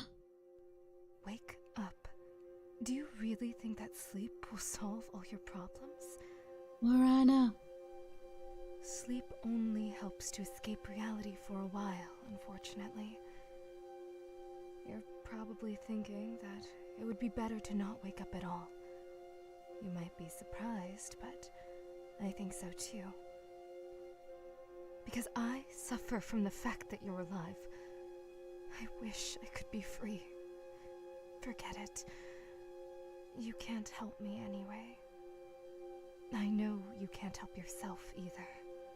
I thought there were no situations in life without a way out. But your situation, there is a way out. Honestly, but it's kind of a dead end. It's chosen when people think there's no other way. I feel sad for you. And sad to see you suffer. I'm speaking honestly, putting aside the image you've created of me. You just wanted to be healthy. Have a friend, a boyfriend, go to school. So many kids have these things, but don't appreciate them because they consider it normal. You, a lonely child, were very unlucky in life. You're actually smart and pretty. But your illness, unfortunately, you'll keep losing your mind more and more. And soon, you won't be able to distinguish imagination from reality. I feel like I should help you, even though you want to see me as a monster. It may seem untrue, but in the deepest corner of your soul, you wanted to be scared at that time. You wanted adrenaline? I don't know. In any case, monsters won't bother you anymore. And I'm sorry for yelling at you earlier. I don't know what came over me. I didn't mean to. I just wanted to help. We're alone now. I know what you've been through, and you must have many questions. Very confused. Like whose corpse is lying in the room? I'll tell you right away. I don't know. I'm just your imagination, and I can't distinguish reality from your imagination. You must be feeling terrible right now. Let's go outside instead. Fresh air will help clear your mind. It's night now, and the sky is likely to be especially beautiful. You've hardly ever gone outside before because of your illness. How do you like the idea? Let's go. Let's take a walk. We quickly got ready and went outside. My house looked very ordinary, surrounded by other houses that seemed abandoned. The streets were empty. Morana and I walked a bit away from the house and saw a huge field of dewy grass where we decided to lie down. What a beautiful sky. Pretty. It feels like the stars are trying to talk to us. They twinkle so fast, as if they're sending a signal. Or is it aliens? Just kidding, just kidding. And the night air smells so wonderful, combined with this slight chill. Don't you agree with me? Yeah, it's truly beautiful. And that is what I'm talking about. I'm so glad we came out together. But unfortunately, that's not the only reason we left the house. We need to talk. Oh? About you. Okay. About your dreams, regrets, and thoughts. It's very sad for me to say this, but the end is known. And I think you understand what I mean. I'm selfish, trying to sweet-talk you when I, myself, want to break free from the shackles. But I think you also believe this is the way out, right? No, I don't think this is the way. Yes, I understand you. Oh boy. Yeah, I understand. Thank you for being honest with me. I appreciate it. It's strange. I wanted to talk to you, but I don't know how to start the conversation. I guess I'm too anxious. I just feel sorry for you. And I don't know how to help you. There's nothing in the world that would help you, and I know how lonely you feel. But you're not alone. You have me after all. This is such a cute image. You always talk to me when you wanted to get something off your chest. You're a kind person who wouldn't hurt a fly. And I know you have no one to talk to. Even your mother, she was always too busy to talk to you. Video games will never fill the void inside you, and I understand how much your existence in the world torments you. Sometimes you feel it would have been better if you were never born. Even in the event of your death, there's no one who would cry for you, right? That's the most saddening part. Usually it's only family and close ones who hold you back from the edge. But you have no one. I wish I could take your hand, the younger version of you, and lead you away from these problems. That version of you that still doesn't quite understand what makes them different from others. To make you a healthy child. Imagine your life if that were true. You would have a friend, a boyfriend, a loving mother, and a very bright future. It's what you always wanted more than anything in life. Though these are simple things, aren't they? People on the internet, they don't quite fill the void you have inside. Some just disappear without a trace. They delete their account forever, or they just remove you from friends. They start ignoring you as if you were never friends. They all leave. Ah, that hurts. Absolutely everyone, no one will stay with you, and no one will truly worry about you. Though you, if I remember correctly, really cared for them. Sometimes it seems that all people are cruel by nature. They will betray you at the right moment to make it even more painful for you. Io was such an example for you. That's her nickname online. Because of your amnesia, you probably don't remember her. Perhaps it's for the best, but I still need to tell you, because I want you to have a better understanding of yourself. When you were a teenager, you actually had many friends online with whom you often spoke. And since you were children, you shared everything that happened in your life. You became friends with Io shortly before your 13th birthday. You became practically best friends, and you knew about Io's problems in life. Everyone had problems, and you worried about Io, and even cried when she was hurt, always trying to support her. When she was at the toughest moment of life and death, you saved her. But could she do the same for you? Ugh. Oh, that really hurts. That really hurts. This exact question, this exact situation, man, that is something that I've had trouble with for a long time. Is you do all these things for others, but would they do that for you? And I'm not even kidding, every single time that someone's had the opportunity to prove me wrong, they prove me right, and the answer is no, they will not do the same for you. It's really harsh. And I'm sure lots of us feel that way about certain people or whatever, but I get that more than not. Obviously, she didn't do that for you. She just deleted her account at some point when you wrote to her about your problems. Since you knew her by heart, you easily found her new account. She added all the friends from the previous page there. All, except you. And she shared photos where she enjoys life. I can't imagine what you felt looking at this. Sometimes, you even thought about writing to her. Ask what's wrong.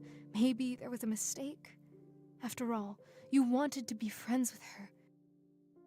Even if she didn't want to support you, you still wanted to communicate with her, even without her support. That's how lonely you were. I think this has greatly affected you. You still, after years, follow her social networks, where she is happy. And it seems she's already achieved everything in life. I don't know if you're happy for her, or sad, or hate her. What do you feel for her? Hatred. Say that she's happy. You're too kind to her. I think your kindness will be your undoing. No, don't say. That. Ugh. You never know what a person is fighting with, do you? You might think she had reasons for such an act. You're very kind, truly. I couldn't stop thinking about something. Ask again. Maybe not.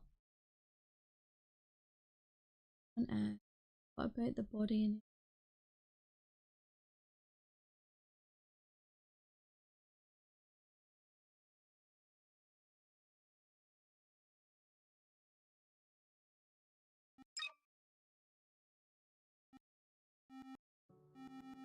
it was cool outside, but this cold was pleasantly chilling on the skin.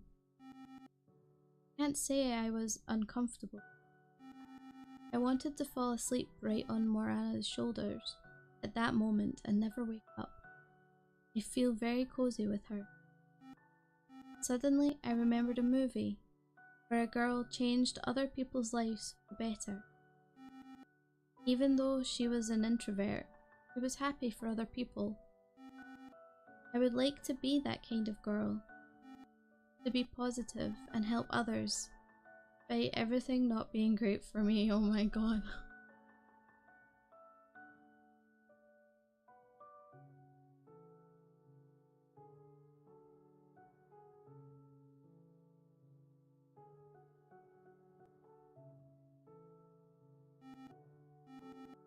because in the end, other people also helped her. Or I would like to be a movie director and create movies that help people or write books. I love writing stories. Yeah, I'm fine. You know, I could be a movie screenwriter in an alternate life. That sounds very interesting.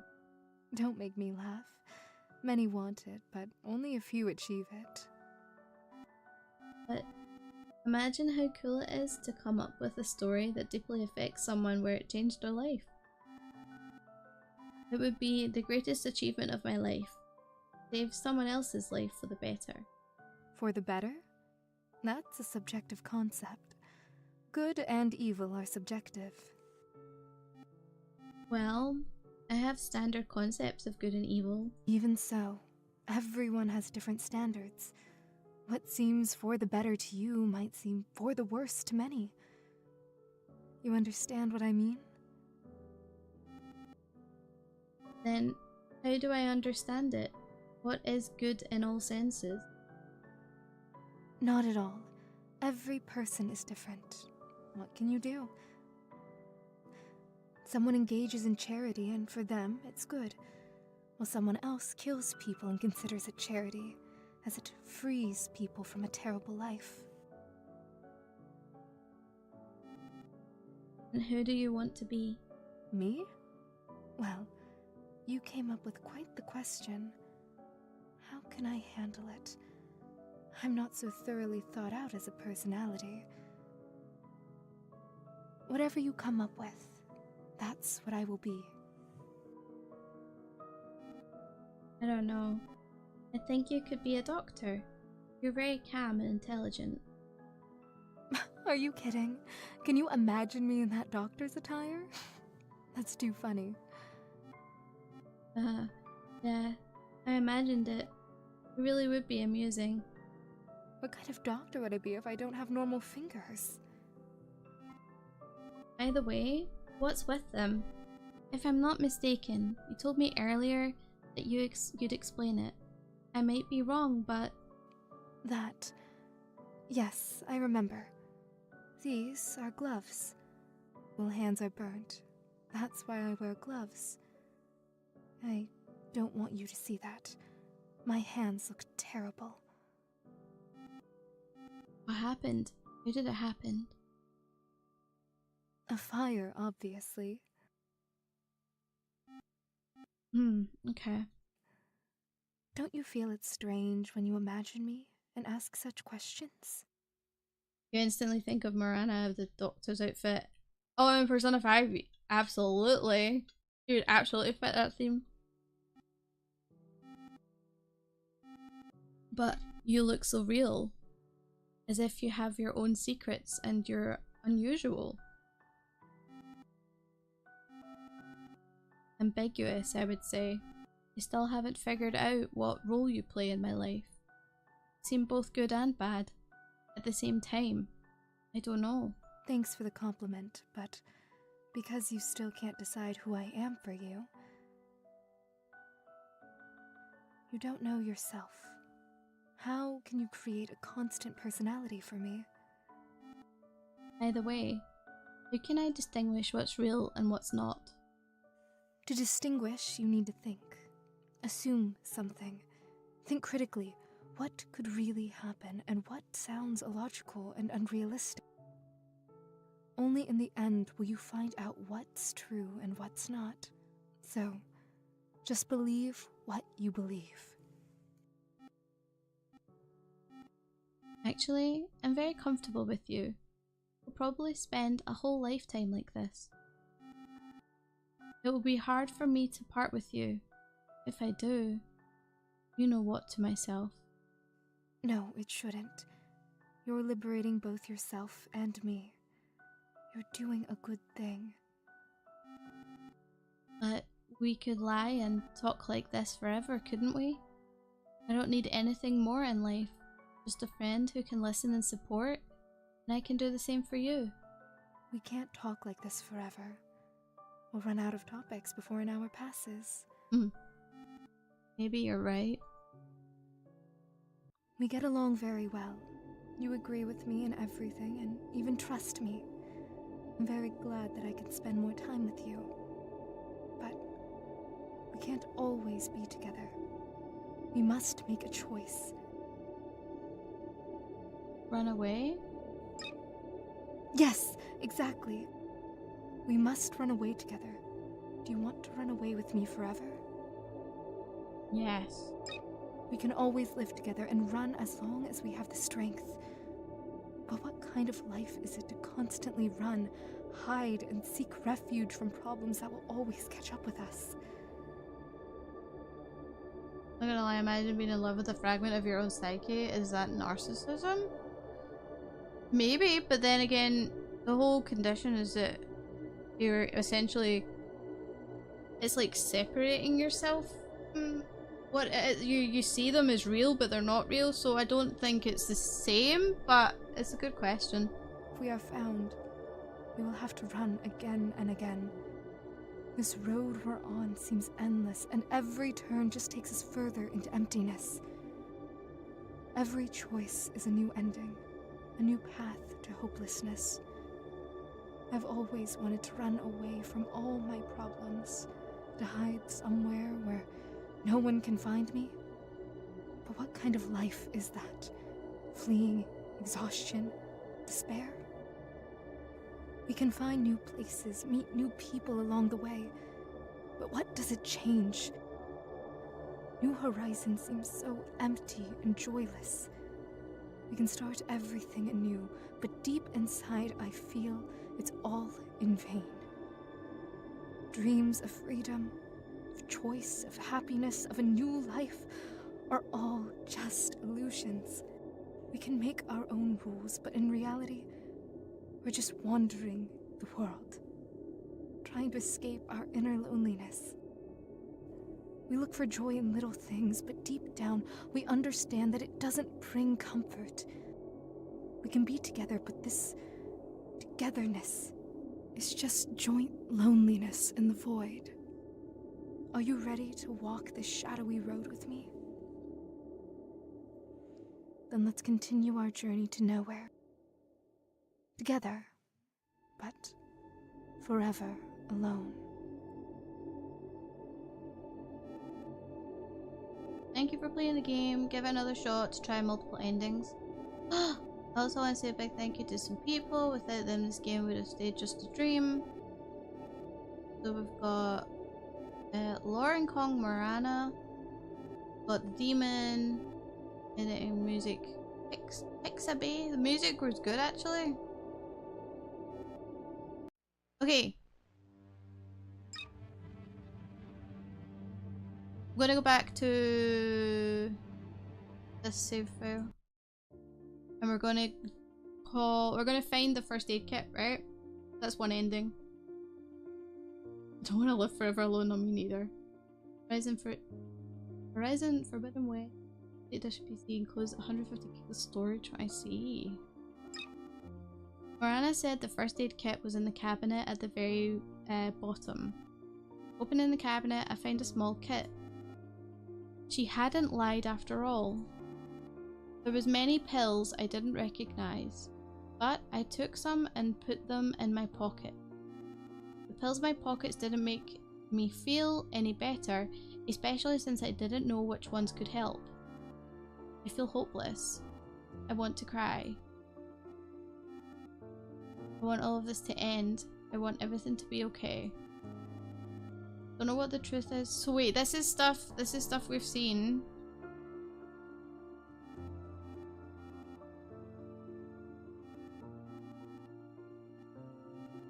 This is where we went to sleep.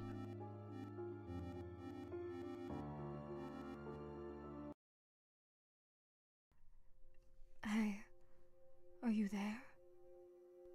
Wake up. Do you really think that sleep will solve all your problems? Okay, so this is all the same. But we got the first aid kit, is that not... I thought there were no situations, but yours is chosen when people think I'm speaking. You just wanted to be so many. You're actually smart. Unfortunately, I feel it may seem untrue, but in the deepest corner. In any case. Okay. Is there any difference? I'm sorry, I didn't mean to. We may have to go further back. I know, like whose corpse is lying in the room. I'm just... You might... Let's go outside instead. It's night now. You've hardly ever... Okay, I think all this is the same.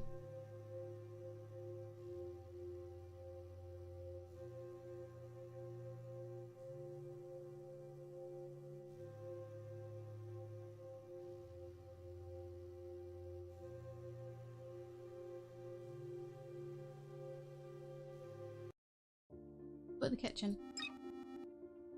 Couldn't quite remember where exactly Morana said to go. Which way should I turn? Wait, so we're in the other bedroom, right? So...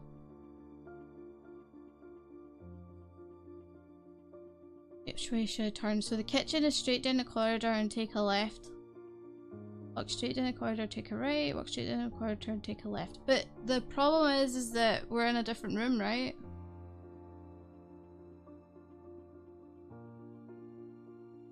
So it would be the opposite? No?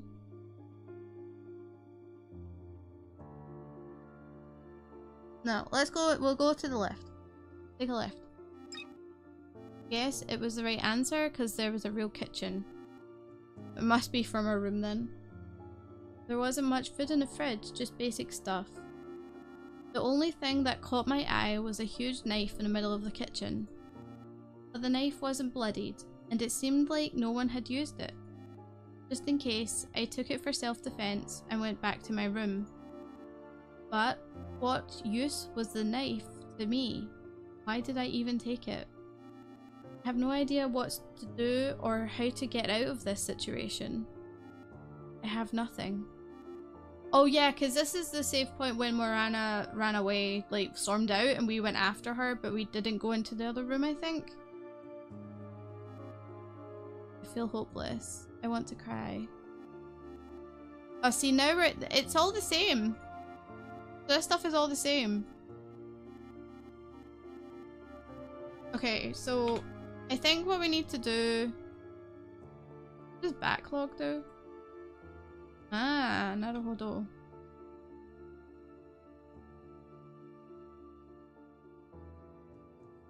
How do I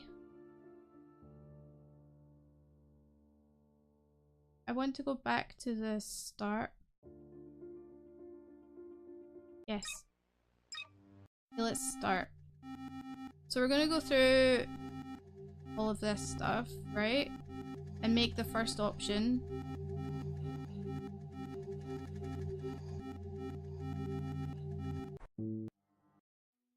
Aha. Who are you? Okay. Well... Okay, so this is a key option here. Because if I was to save this one... and then save it again here, right? Okay, so we took the pills the first time, so let's not take them this time. Well, I have to confess, I feel a twinge of disappointment. If Morana isn't really the eggs on toast also a lie? That's a good question. I don't know. Because you see, when we begin to explore your old belongings, you'll likely face a deluge of emotions. And this emotional onslaught, it could simply shatter you, triggering a panic attack and potentially causing you to faint. And moreover, your mother was quite insistent that you take these pills. I wouldn't want to face her wrath if you don't. So, I'm going to ask you one last time. Are you absolutely sure you won't take them? I won't take them. It's odd, really. In the past, you've been more willing to trust me. But now, for some reason, you've decided to reject both my advice and your mother's. I find it deeply saddening, because I am responsible for you, and I bear the weight of your actions as well. But I won't impose on your decision. Okay. So be it. No pills for now. We'll still inspect your room, though. I made a promise, and I intend to keep it. You will see every nook and cranny of your space. But before we can embark on that journey, you need to get out of bed. I see that it will be difficult for you to get up, and you'll certainly need my assistance. Give me your hand so I can help you rise. Okay. I understand that you are curious and have many questions. Let's do a question and answer. Okay, so the first time we asked this question, we asked, where is my mum? So now we'll ask, why did I decide to attempt suicide? Well, I can't tell you straight away, and I can't say I fully understand you in this regard. You have a loving mother, your own room. I believe you should have valued this more. You even had friends and popularity. In some ways, you were fortunate in life. This is a lie. This isn't true. We had no friends, only online friends, and we were not fortunate in life. In fact, we were very unfortunate. But you weren't lucky, that you like to suffer, leading you to your illness. However, that's just my opinion. Sorry. Huh? You can only come to understand the reasons for your actions by going through your diary. Okay. Only then will you better understand yourself. Right now, we are in the question phase, and soon we'll move to the room inspection. And then you will find out everything about yourself. Okay. Do you have any other questions? Okay. Is this a dream? At the end, will I just fall asleep and everything will repeat? Those are also different. Those are different questions from the first time as well. Interesting. Okay, will this just repeat if I fall asleep? You probably wanted to ask how it all used to end. At the end, you just fall asleep again. So we'll spend the whole day here, and by lunchtime, you'll sleep. When you wake up, you will again remember nothing, but progress is made each time. Right. Your psychiatrist says that it will end as soon as you come to terms with your past. Hmm. Do you have any other questions? Why do you look so strange? Why can I remember? Oh, yeah, so we've asked that question already, so we'll say, how can I remember everything forever? Do you mean how to overcome amnesia? Hmm. To clarify, you have dissociative amnesia, but it's a bit more severe. Uh-huh. Dissociative amnesia involves forgetting personal life, events, and biographical formats while retaining general knowledge. This type of amnesia arises from psychological trauma. In your case, the suicide attempt was a severe trauma. Moreover, when you sleep, you can't retain the information from the day. However, I'm not a doctor to tell you how to cure this. I'm only quoting your psychotherapist. Mm-hmm. The therapist also mentioned that perhaps by coming to terms with the information you recall, you might heal. But obviously, that has not happened yet. Do you have any other questions? So we're getting even more questions. This is crazy. Are you sure this isn't a dream? Are you a real person? Well, we know she's not real. You sure this isn't a dream? No, it is not a dream. Silly question. I think that's enough questions from you for now. Okay. Let's proceed to inspect the room. Well, I'll step back now, and you can hover the cursor and click on the items that interest you. Okay. So it's all the same stuff. Let's see if there's any difference. Plant. This is the plant your mom gave you for your birthday. Surprising it's still alive after so long. Just kidding. It's really because you've always taken such good care of it. Good job lately with your health troubles. It's your mom who's been... Okay, so that's the same poster. This is a poster of a rock. You know, Same. you used to buy these posters and stick them up. Okay.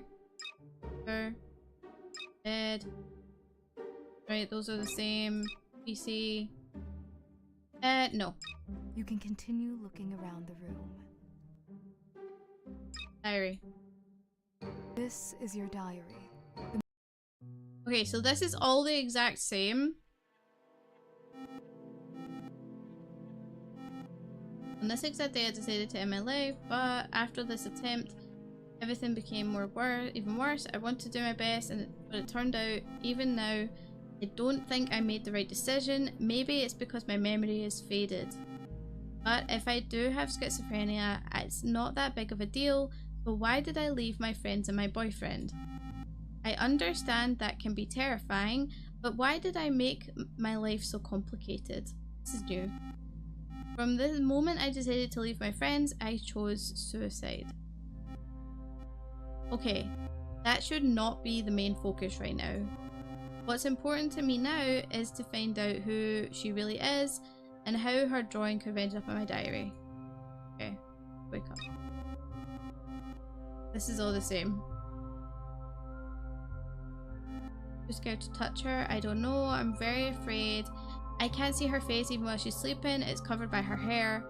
But I had no other choice. I gathered courage and touched her. I quickly grabbed my hand with the terrifying black hands. I still couldn't see her face. I try hard to break free from her grasp, but these attempts were unsuccessful. Visions start in my eyes. I begin to see weird monsters laughing at me. Her voices echo loudly in my head, and I can't see anything. Morana starts squeezing my hand tighter.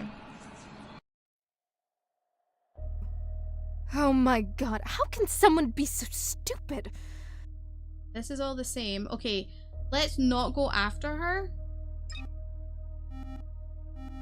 Suddenly, I spotted a strange creature on my bed, looking at me with its peculiar eyes. Who are you? I am you. And what are you doing here? I'm lonely, and I'd like to make a friend with anyone. You're not real. Neither are you. Everything in this world is unreal, a simulation. What do you want from me? Just a bit of attention. But you already got that, haven't you? Not enough. I am too lonely. ... You need to go, although I don't want you to. Where to? Into the unknown. Don't be afraid. Why are you talking like this? I don't understand you at all. After her. After Morana? Yes. You'll leave me, like all the others. No one stays with me for long. Alright, I release you. Run, and discover the whole truth. Just the thought I could help you warms my soul. I hope you'll be strong. You need to go after Morana now, but don't believe everything other creatures say. You shouldn't fully trust Morana either. Some want to scare you, but sometimes they tell the truth. Alright, leave now. Good luck. I need to press on the door to catch up with her. I see a corridor, a long corridor, and directly opposite my room is another room. Wedged open with various linens, that's odd, but maybe Morana went in there. At some point, I became fearless and pushed the door open.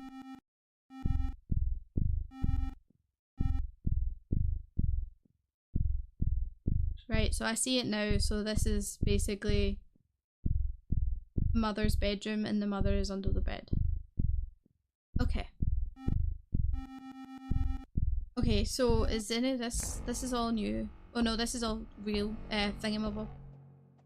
I don't believe you're real. Let's just go ... this time. So, you remember? Wow. I didn't know your memory worked even a little. Amazing. Really amazing. Astonishing.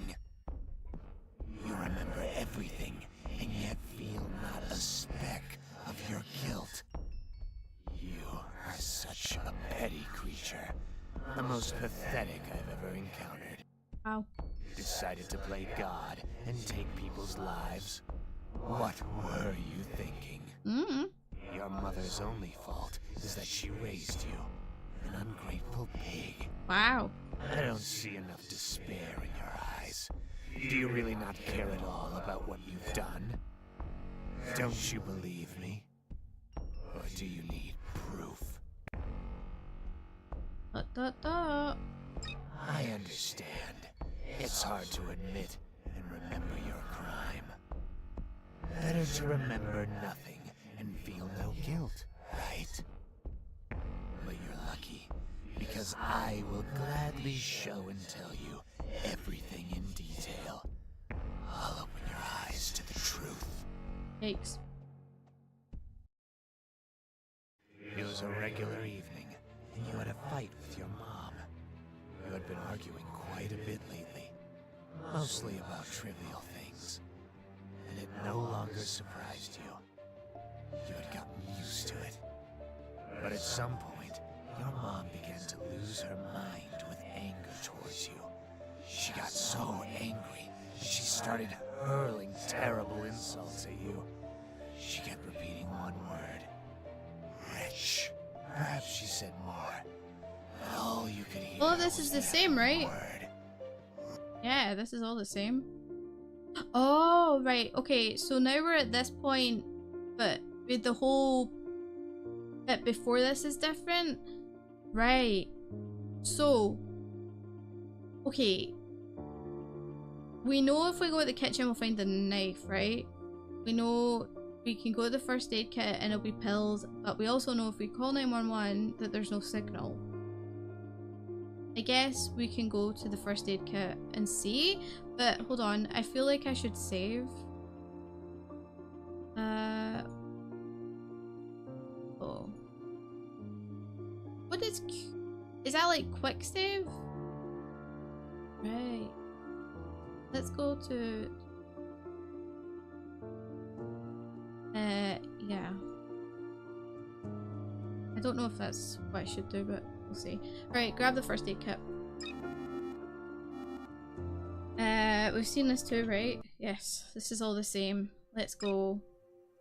I think this is all the same as well. Oh, I don't want to be here. This could be different.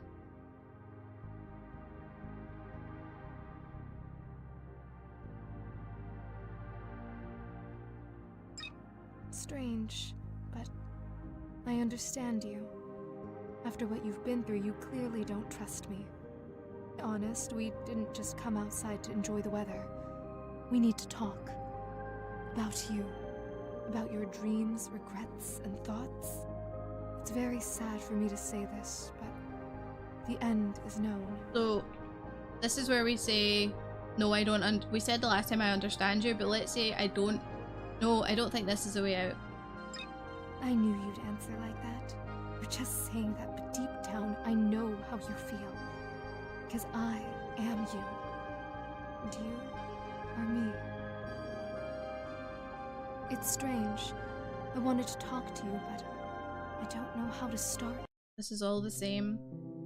And then last time when we talked about Io, we said we were happy for them. Good.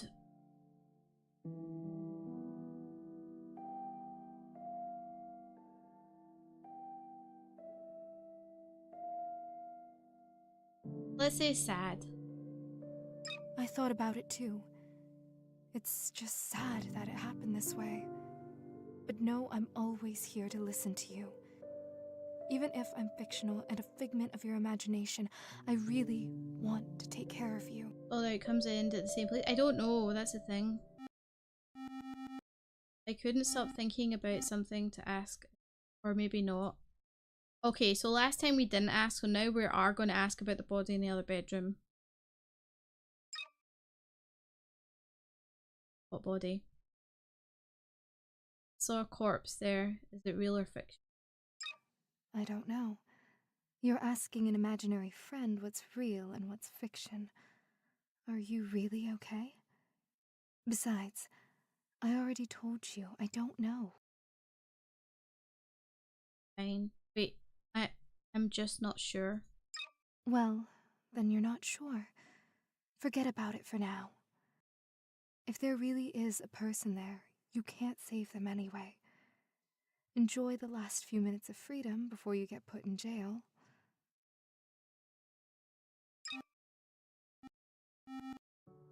So this is all the same then? Okay, let's go home now. So instead of running away together, we're going home.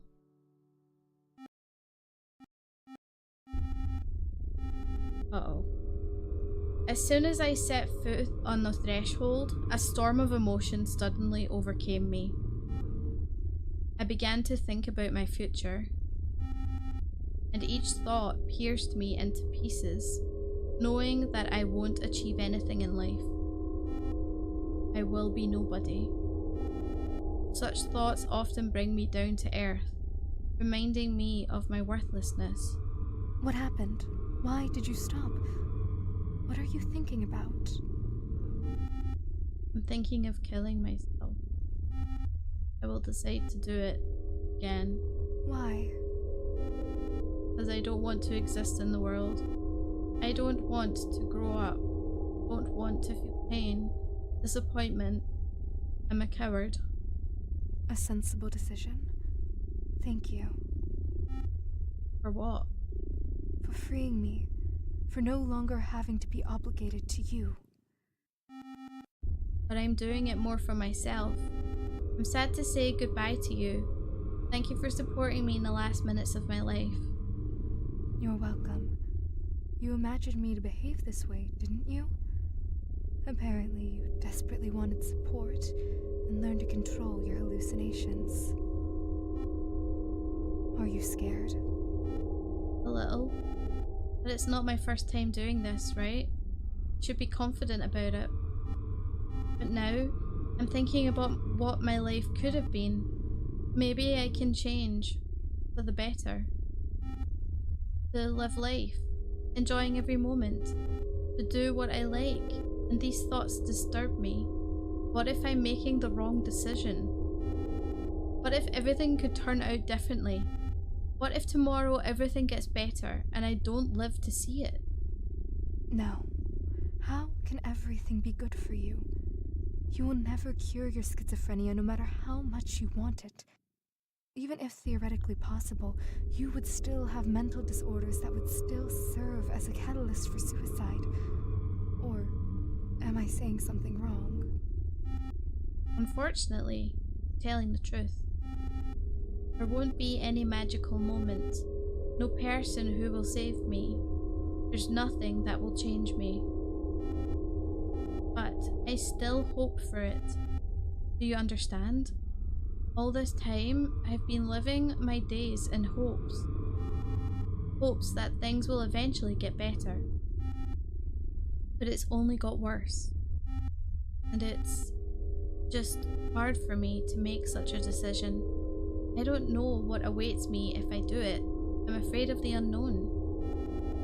I'm now also worried about possibly harming my family members who might still be alive. What if I have someone, but I just can't remember them? I'm unsure. Should I do it?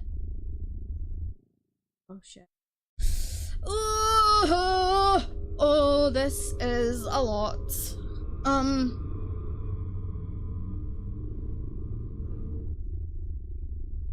Let's save.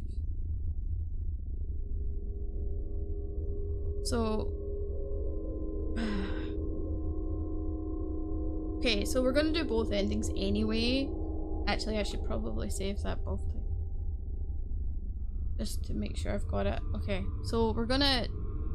Don't do it. Well, no, we'll commit to doing it and then we'll come back and we'll do the not do it. With uncertainty, I still took the pills and tried to swallow them in an excessive amount. Suddenly, I felt a change in my mind and I began taking a lot of pills quickly. I don't know what's happening to me, but my wish to die was very strong, so I let it happen. After swallowing them hard, I waited for this moment. The moment of death. But it never came. Or maybe this moment will be later? My eyelids were closing as I was losing consciousness. I held on with all my strength, but at one moment, It's hard for me to say goodbye to you. I think we could always be together. Have fun, cook different dishes together, and admire the sky. I will miss you. Me too. You're really sweet. I like you. Although I wish you could stay with me forever. I still value your decisions. You have always been strong. Guys, can I play with you? Yes, of course you can. We'll play a game. Close your eyes and count to 500. By that time, we'll hide and you'll come find us. Their looks seemed very kind, like they finally wanted to be friends with me. I counted to 500, but they were all still there. Damn, I didn't think she could count to such high numbers. Count again. But guys, I've already counted. You just don't want to be friends with me, right? Did you finally get it? Go away. We don't need crazies as friends.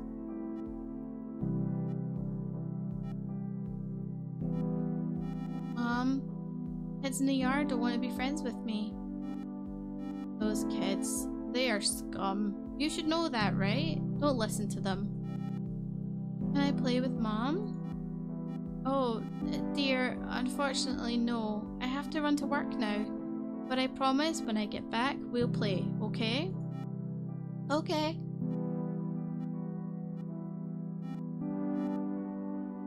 Hooray, you're back, Mom. You promised to play with me. Darling, I'm so tired. Honestly, Mom had a really hard day. I'll make some food now and we can lie down together. Is that okay with you? Okay. After watching TV for a bit, Mom immediately fell asleep. I was left alone. Again. Not that I could feel sad. Sorry, not that I felt sad, or I don't know what I felt. Maybe loneliness? I understand that Mom had a lot of things to do, and she's great at handling everything, but a little bit of egoism in me wanted some attention. Well, it's just you and me now. You're plush, I know. But I really wish I could talk to you. All you can do is hug me though. I wonder why you have wings. Are you going to fly away from me too? Just kidding. I know you won't fly away. You're a simple plush. So lonely. So lonely that I cry and open my heart to a plush toy. Why does everything in life happen like this? Why can't everything just be good?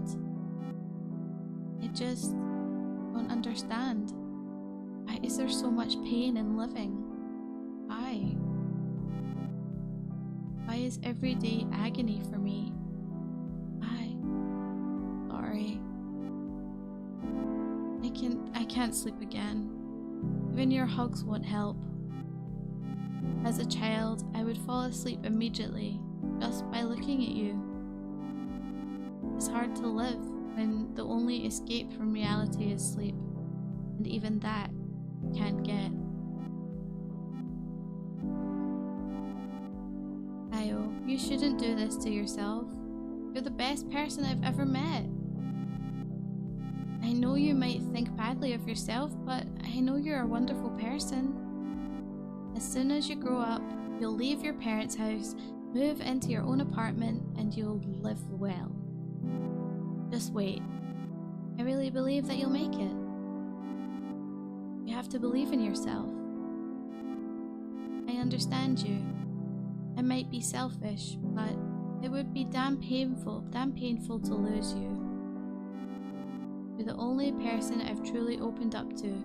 Please, don't do this. painful to see how cruel people can be. Watching memes, playing games, I wasted my life to at least slightly alleviate the loneliness. Probably my last hope became my hallucinations. Started to control them. Sometimes it worked. Sometimes my mind played tricks on me. Overall, I was happier than now. Like, over time, I got sick of playing games and interacting online. Cut off all ties with people. I read books, improved myself, grew, and tried to write stories. But unfortunately, with each story, I wanted to kill myself. I didn't like anything I did. Every time it seemed like I was creating a terrible story, and the scariest thing was that I didn't know how to fix it. In the end, I burnt out. I couldn't write or draw anymore. What's the point in a hobby if you don't enjoy it? I forced myself and felt only negative emotions over time. It all accumulated inside me, like now. You, the player, probably wondering what is true and what is not in this story, right? I really did try to end my life in the beginning. I really lost my memory after the stress. But unfortunately, I was not very experienced and I first drank a week's sleeping pills.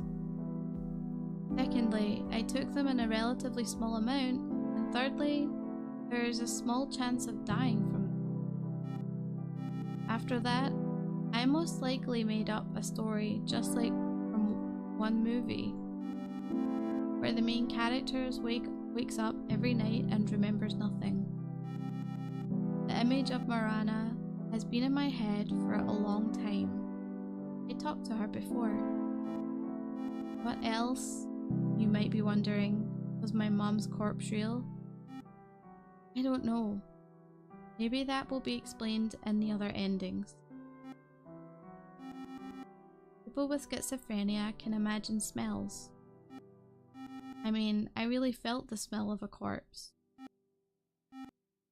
If I slept, it was something like fainting or just a very short sleep. Fainting lasts very briefly, by the way. So this whole story happened within a day. Most of all, I slept when I tried to end my life. That is, in the morning, and I woke up at night. What else would you like to know? What is the story, the moral of this novel? Is that people with such diseases have a hard life. They can invent a world they really believe in and do terrible things. Also, you, the reader, shouldn't be mean to someone just because they are ill.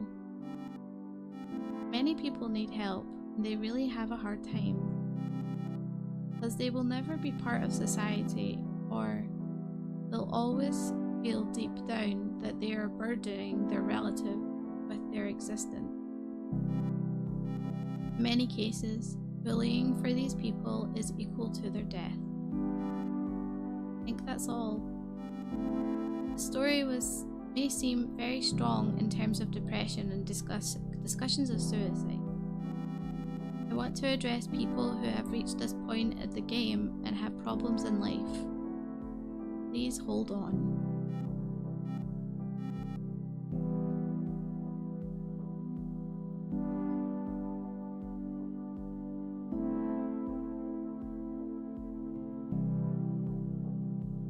I understand it's hard, but you have to hold on. I just want to say, don't do bad things to yourself. Love yourself. It's hard, I know, but please, try to do it. I hope for that at least. And I believe that you will make it. Just don't give up.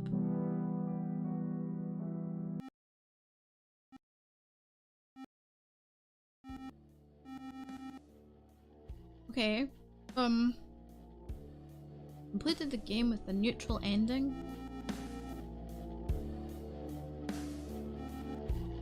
Okay.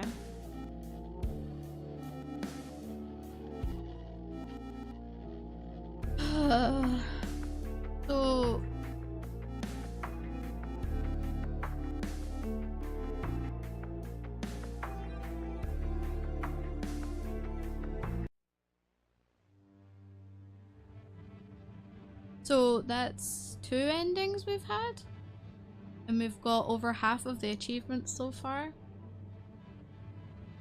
We'll get 12 out of 20 achievement. So see. I can get 1 achievement from finishing the game. Did not listen, don't worry, everything is alright, I understand. Okay, and then there's 6 hidden achievements for me. You still okay, Rogue? Yeah, I'm fine. I think the more times these kind of conversations come up, the better I get, but it's still hard because I don't live with a condition like that. I don't live with schizophrenia, and I can't imagine living with it. But I feel a lot of the different themes that have happened in this game. Like, I've gone through a lot of it.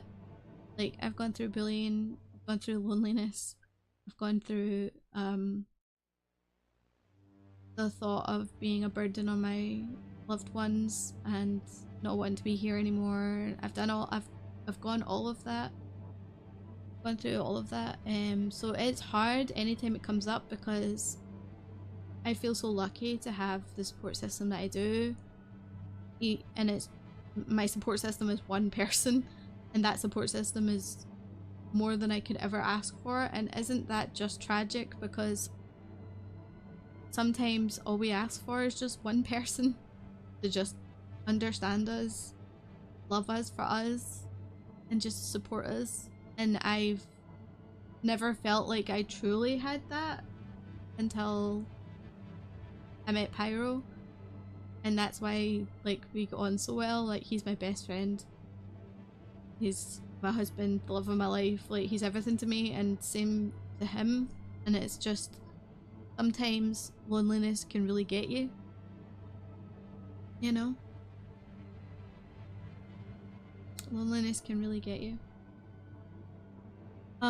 Okay, so there was a couple of things that were different. Hey Ultros, how are you? Like the storyline? Yeah, me too. Me too. Let's go here. And we'll dial 911. And if it's any different, we will see it. Okay. I think this is the same.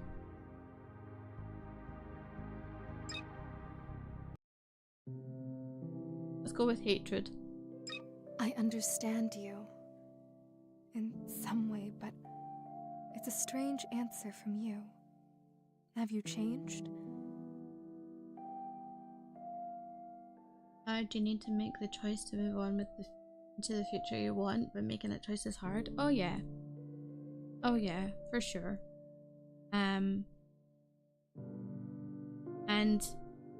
as someone who has gone through those kind of thoughts and depression and loneliness and bullying and feeling very like alone in the world and not feel like I genuinely still don't feel that like even today at my age and life experience, I still don't feel like I fit in the world.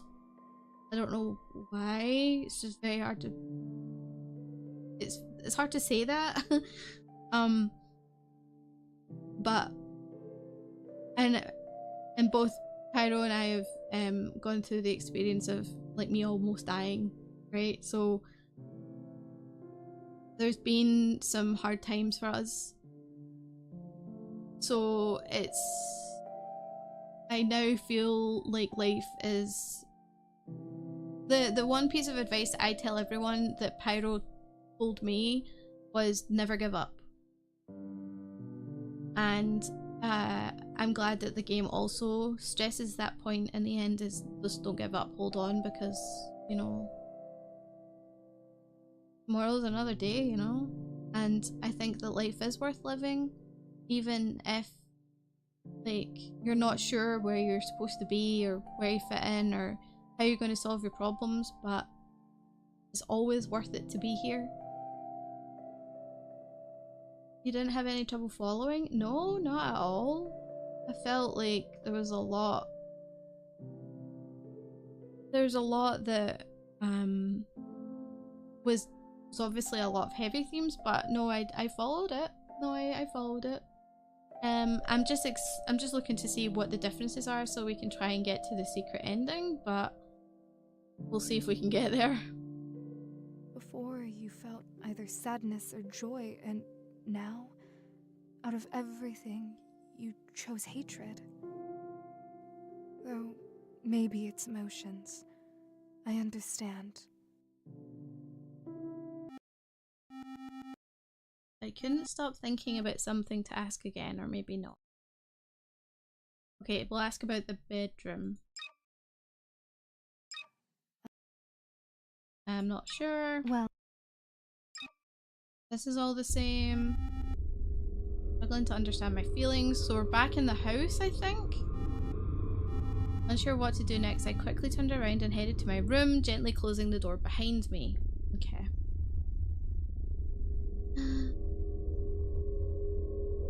Oh, yes, please. Remigeki, yes, please. Thank you, that would be amazing. Thank you, thank you. I think it's hard to fit in with your natural reactions to reject things. Don't just reject things, figure things out. Accept what it is, it's hard to do. I crave some solitude and need to sleep. My head is throbbing terribly, almost as though the entire day has been nothing but a string of hallucinations. Closed my eyes. My eyelids are closing. I'm losing consciousness. I held on with all my strength, but at one moment it's hard for me to say goodbye to you. I think this is the same too. Yeah, this is all the same. Okay. So you're too cute, Vtuber. Thank you. Then on Discord. Thank you. Let me have a look. Okay. Okay. So we've done the run away together one. Okay, let me move this over here so I can actually see it. Okay, so let's do start. Hey. Who are you? Oh, I forgot to introduce myself. Munch munch, mogu mogu. Well, Okay. Oh yeah, we haven't done the ... one either, have we? Okay. So we've done the neutral ending, we've done the runaway together one. Okay, let's try this one. I had faith you would make the right choice. Okay, say you're alright. Okay, I take it that these questions don't really change then. We're gonna go for this. Okay, so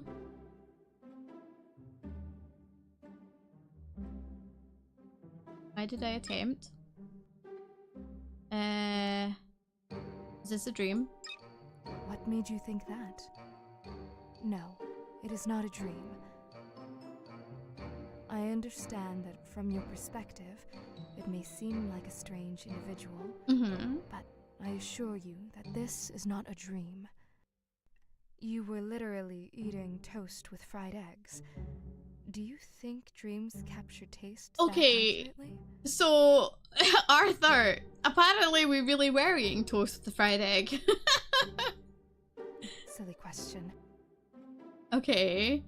How do I remember everything forever? Do you So we've seen this before. dissociative Okay, and then are you real? never cease to amaze me? Or you're just mocking me? Sorry. I understand you have amnesia, so I won't get mad at you. Yes, I'm real. Otherwise, how could I have made you a piece of Right! cake with Okay, so she's okay, hold on. Ah! She's saying she is real now. I don't know what else to say in response. Okay, interesting. Your graceful attempts to ask questions have ended. Now, we need to look around the room. Okay, interesting, interesting. It's very sure she wasn't. I think maybe we're just kidding ourselves on. I think she isn't real, but we're pretending that she is. Because if she is a figment of our imagination, then... And we have amnesia. Well, I'll step back now, and you can hover the cursor and click on the items that interest you. Okay.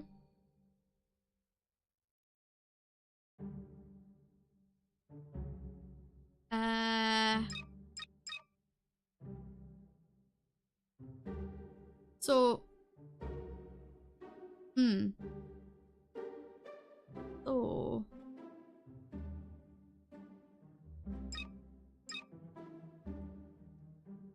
So... Let's see, bed...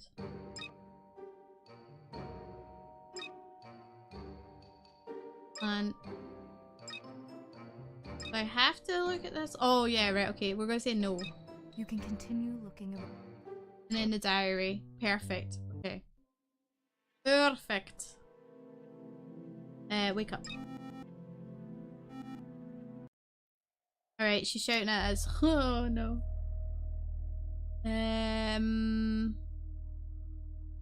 We're gonna go after her, right? Maybe the person is real, but the name is Morana is not.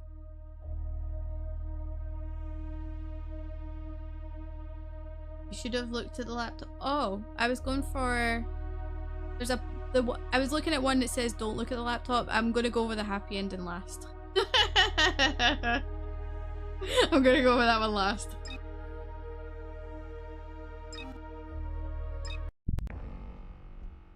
Okay.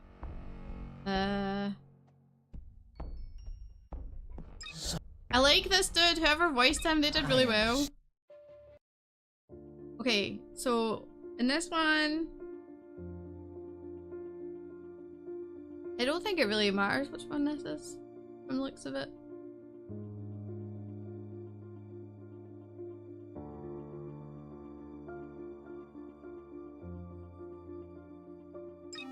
Okay. Ooh, what happens if we take a right instead of a left? Pantry. Take a look at the kitchen. There wasn't much food in the fridge. Okay, so we've seen this. Lay in my bed, comfortably covered in a blanket, and fell asleep instantly. Back here. Okay, so... I don't want to be here. I don't know if this necessarily... For this one doesn't seem to matter. Okay, answer you don't want to... Let's do this one. Strange, but I understand you. I don't want to be here.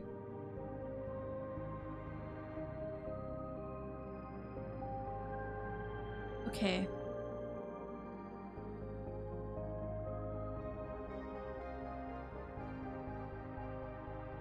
I think this is right. Thank you for being honest with me. So we go through this. And then we I understand you. hate IO. I won't ask. What about the body?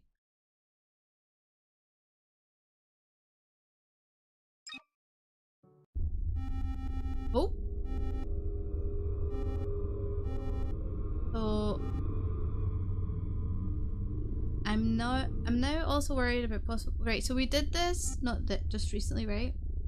There's some endings that are quite similar. 3 of them, bad, happy, neutral. The runaway ending and dreams are the only escapes that are... Oh, so the very first one we got was runaway, funnily enough. So that's it more... Right, I see. That's fine. Whoa! Okay, that is not what I was expecting. Suddenly, Morana took a knife and stabbed me right in the heart with all her strength. Strangely, at first, I didn't understand what she had done. A strange feeling, and then a sharp pain. As if I was stabbed with all the knives in the world. I start to feel an insane pain inside. I see crimson blood on my hands. I feel the blood creeping into my lungs, taking away my last hopes for life.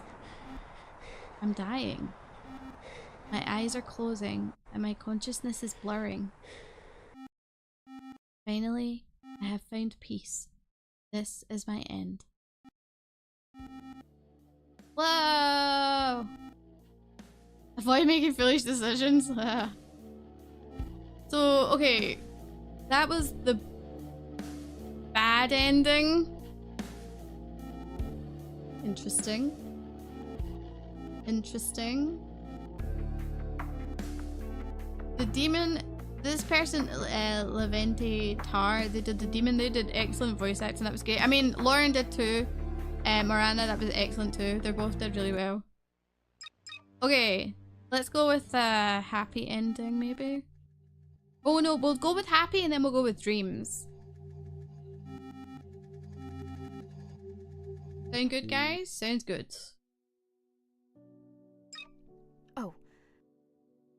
Okay. Great. Well... Okay.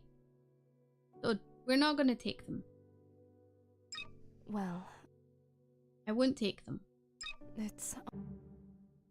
Okay, then we'll go through this.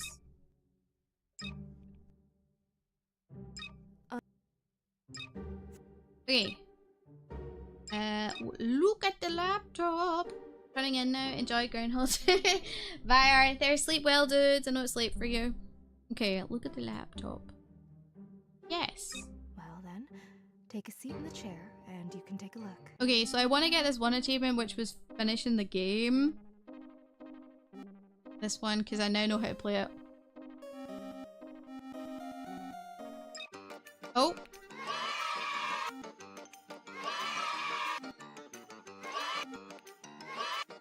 Woo! What happened there? Ah! Sugar.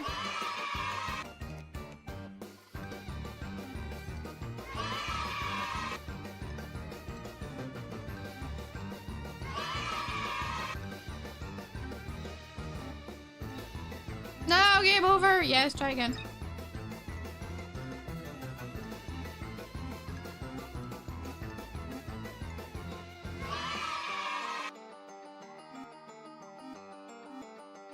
Damn it. Okay. Oh, I got them all at once. Damn it. Game over. No.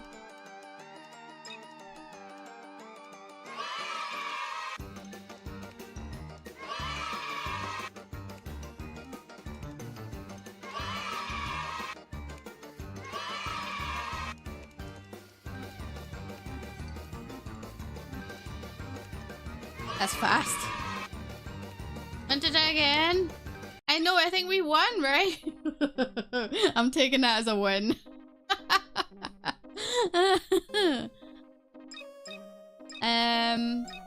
This is the conversation. We've done this one. Yep. This one. These stories were really nice, actually. Stories, I wrote them. Okay. Yep. Head. Poster. Plant. Diary. And then we're gonna pick up. Be angry. Laughter. Okay. So, you remember? Yes. I understand. Okay, so now we're gonna call 911. Yep, shit, the phone was on the... Yep, wait, let's go, right? Yes.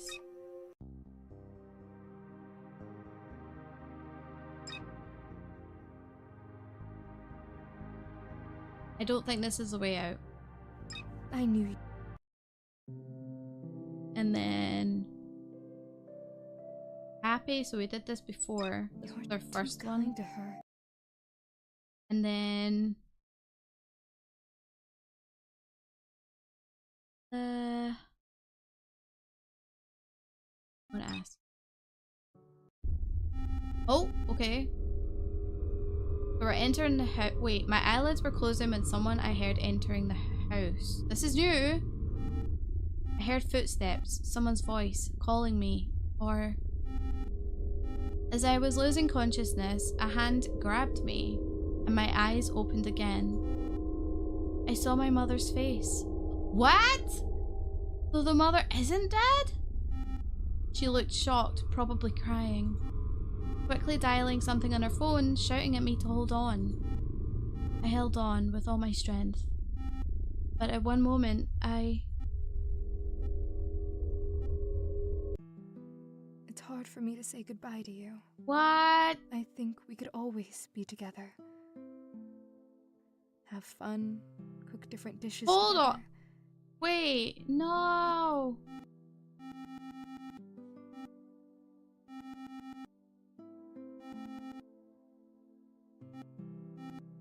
Uh...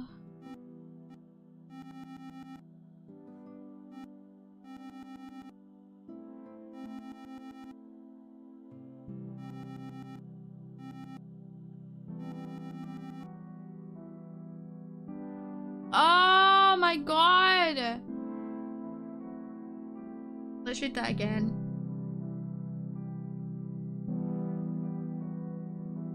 So when it came to...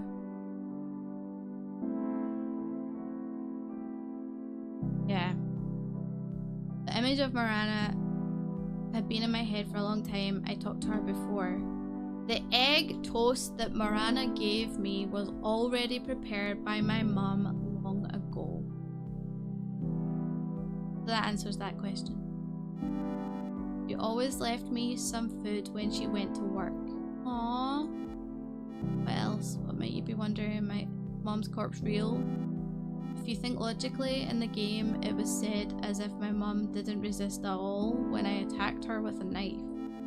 Any person would have a self-preservation instinct, right?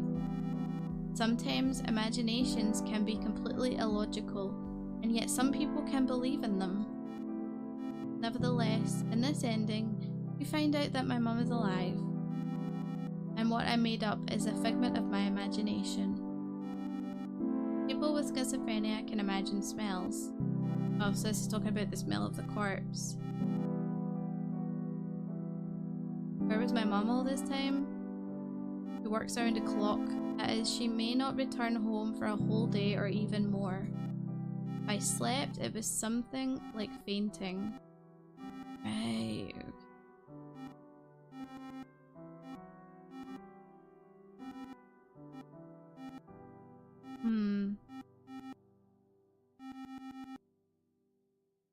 I think that people who live with mental diseases like schizophrenia and more get a really hard rap.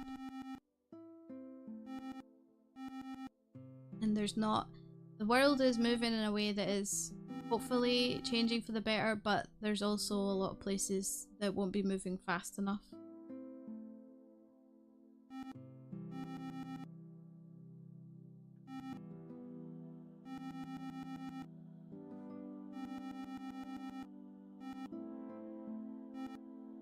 This is the...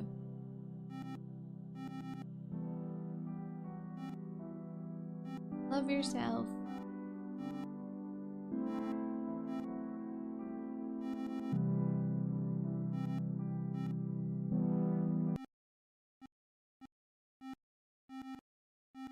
last question. Did the main character die in the end? That's a good question.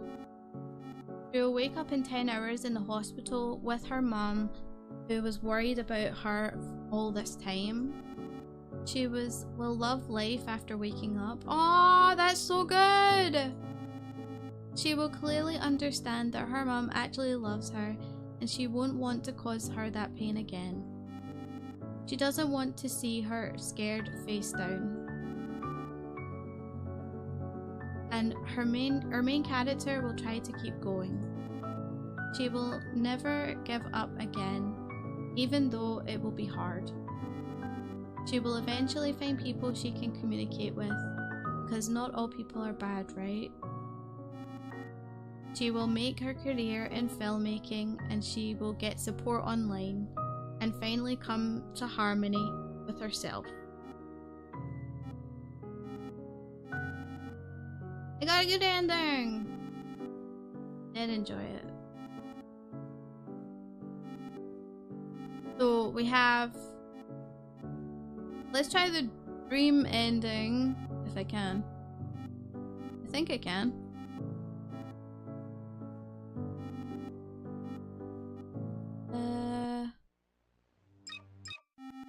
Okay, so... Yep, this. Mogu mogu. Well... Okay, so...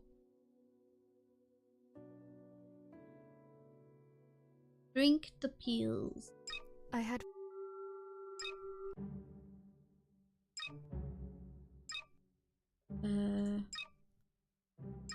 Were you even listening? I literally just told you a minute ago that I love makeup. I think that's enough questions from you for now. Let's proceed to inspect the room. Well, I'll step back now. Okay. So, the laptop. The laptop. This... Yes. Well then...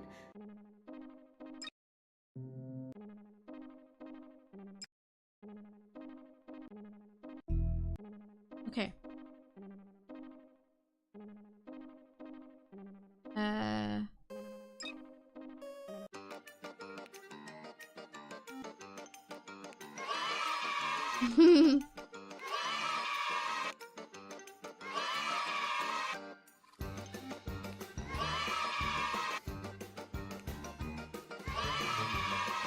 God gamer.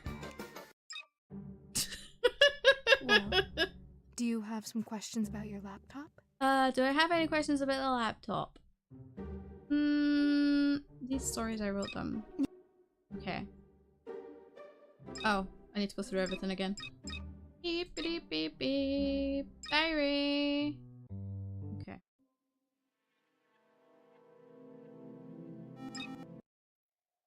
Yangi, go after her.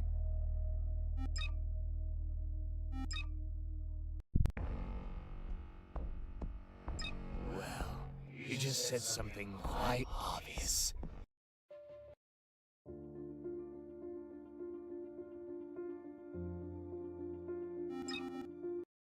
Okay, so let's go. Go outside. The night is truly beautiful.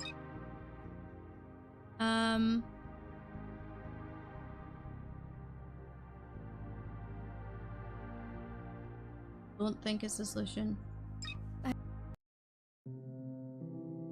So I feel like I've had this ending.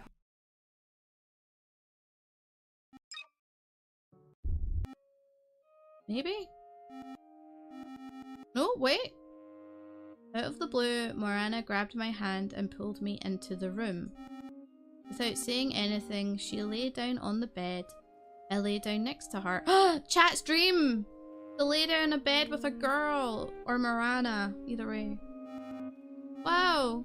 She hugged me tightly and I cried on her shoulder. Aww!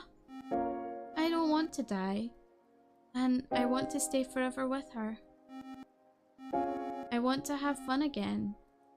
To have her comfort me when I'm feeling bad. To be with her forever. Is that possible? Or am I just imagining it? want to stay forever with you. Me too. I love you just the way you are, and I want to always support you. It's so strange. I'm lying here with you in an embrace, but I still feel your warmth, your breath. Are you really real to me? I wish you were real. Not just a figment of my imagination, but a real person. I wish I was real too, but I'm not. You know that.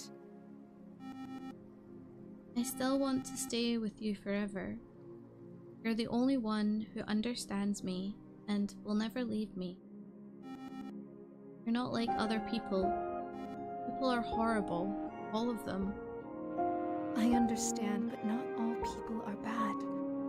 There are real people who will support you and love you. You just haven't found them yet. They might be out there right now, doing something at this moment. Maybe they're also going through difficulties. But at some point in your life, you'll meet them, and your life will change forever. Yeah.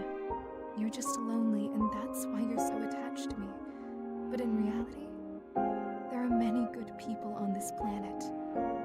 You just have to step out of your comfort zone. Go outside, enjoy the moments, nature, without making excuses for yourself. Without seeing yourself as the problem. If you like to come up with stories, you should find people who are also interested in that, and discuss movies that you find interesting with them. People are social beings. They need interaction to not go crazy. Do you understand what I'm saying? Yes, I understand. But I don't have the strength for all that. I feel like I'm not capable of communication. I'm much more comfortable with you. Of course you're comfortable with me, because I'm a product of your imagination. I behave the way you want me to. But can we just lie here in silence for a little while? Of course we can. So, we fell asleep. I don't know what will happen next, but I definitely felt cozy in Morana's arms. Dreams are the only escape.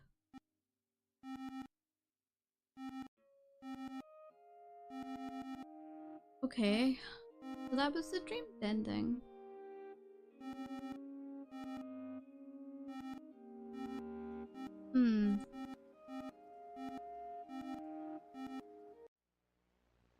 So, okay. So there's a couple of other. Okay.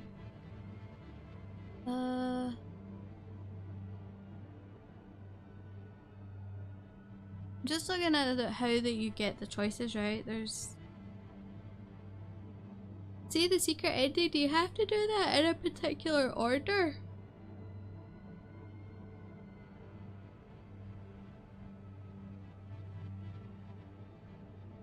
I don't know if that's the way that you get it.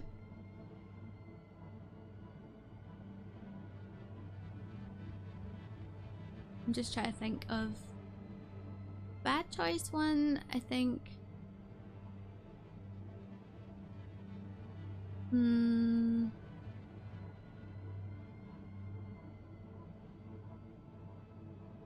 yeah, there's a lot going.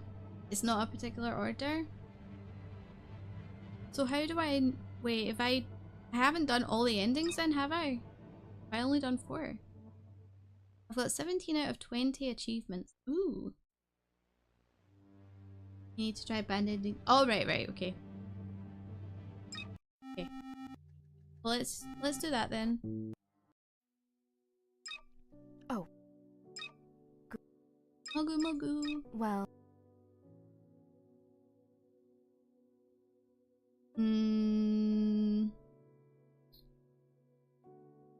So, cake. Yes. Bad choice. Hold on. Oh, the dot dot dot version. We haven't done that one.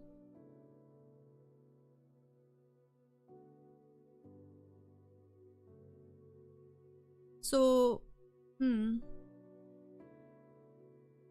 looks like I see there's happy ending we've done, dreams we've done, run together we've done, and neutral ending we've done. I thought we'd done the bad ending, but is the bad ending linked to bad choices and bad choices too?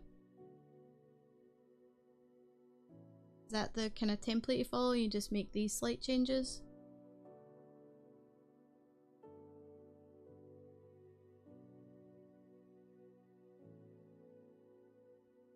Or is it... I'm just trying to decipher...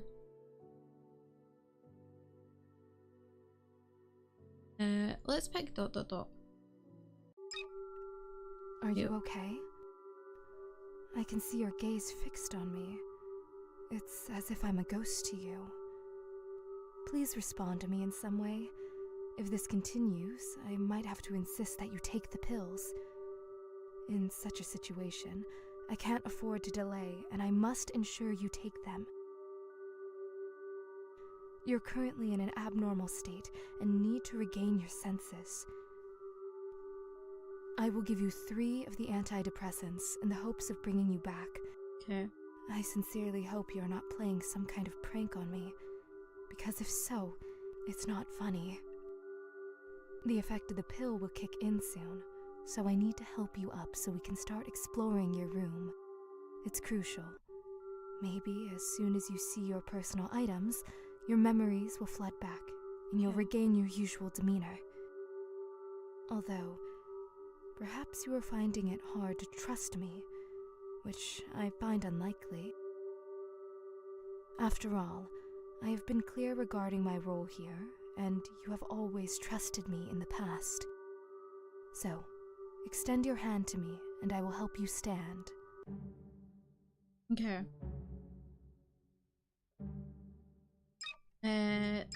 You...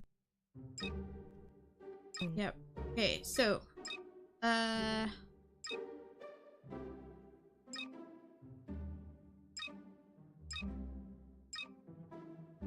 do I want to look at...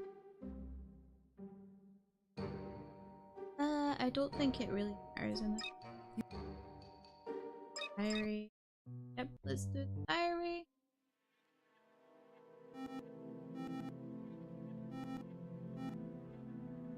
This exact date, I decided to end my life. I understand why I wanted to do it, but I also see where I'm wrong. These two sides seem to be clashing, and I don't understand where the right decision lies. My head hurts a lot. No. Okay. That should not be the main focus right now. What's important to me now is to find who she really is and who her drawing could be in my diary. Close the diary and approach Morana. Okay, couldn't breathe. I'm really scared to touch her. No. I'm very afraid. Can't see her face when she's sleeping. It's covered by her hair. I had no other choice. I gathered courage and touched her. Quickly grabbed my hand. Yep, we've seen this. Great food for my grasp, but attempts were unsuccessful. Weird monsters laughing at me. The voices echo loudly in my head, and I can't say anything. Morana starts squeezing my hand tighter. How much? Okay, so we go after. Yes. Okay. Open the door. Okay, we meet the demon, we hit this. Whoa! Oh, this is new! You are insignificant. Excusez-moi. Do you think you're the smartest one here? Do you really believe, little girl, that you make any difference in this story? That you're the most important? No. You won't fool anyone. You pretend to be the smartest, failing to answer questions properly right from the start. Okay. Did you think this wouldn't affect the story? Or were you hoping to achieve a good ending without making decisions? Uh-oh. There is no neutral side. Not anywhere. Your decisions led to consequences. Just trying not to offend anyone, or simply being stupid, won't guarantee a good ending in the game. In life, too, you have to make decisions. And believe me, they have a greater impact than those you make in a game. But looking at you, I think you don't make decisions in real life either. When asked your name, will you just remain silent like a complete idiot, or what? I just hate stupid people. Wow. For those who show resistance. But you are dull. People like you are dull. You could devour them, rip off their legs, arms, and they would just react without emotion, like dolls. That's not interesting. Okay. I said I wouldn't do it. But I've said it before. I hate stupid people. You played the game to its worst ending. Congratulations, sheep. Wow. Okay. Interesting.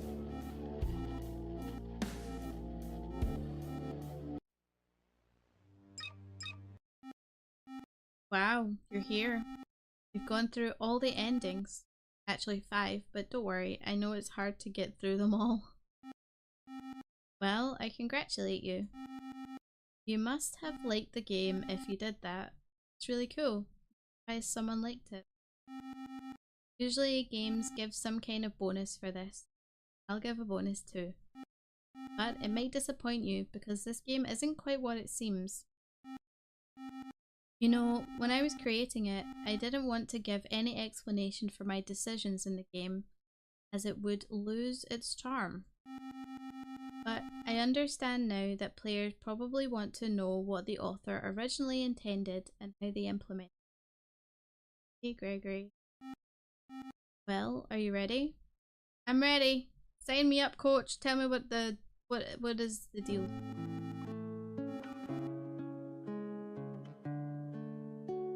This game may seem to you like a typical story about a girl with schizophrenia.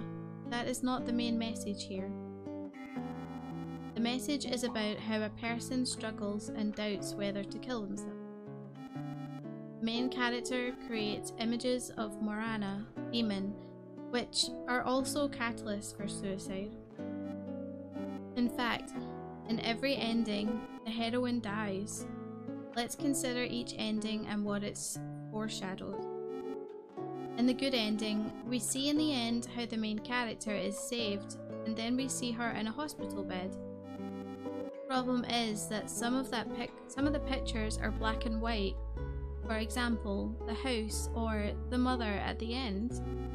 It's not certain that she was saved because these are not colourful pictures. To get the good ending, you need to make a phone call. Why?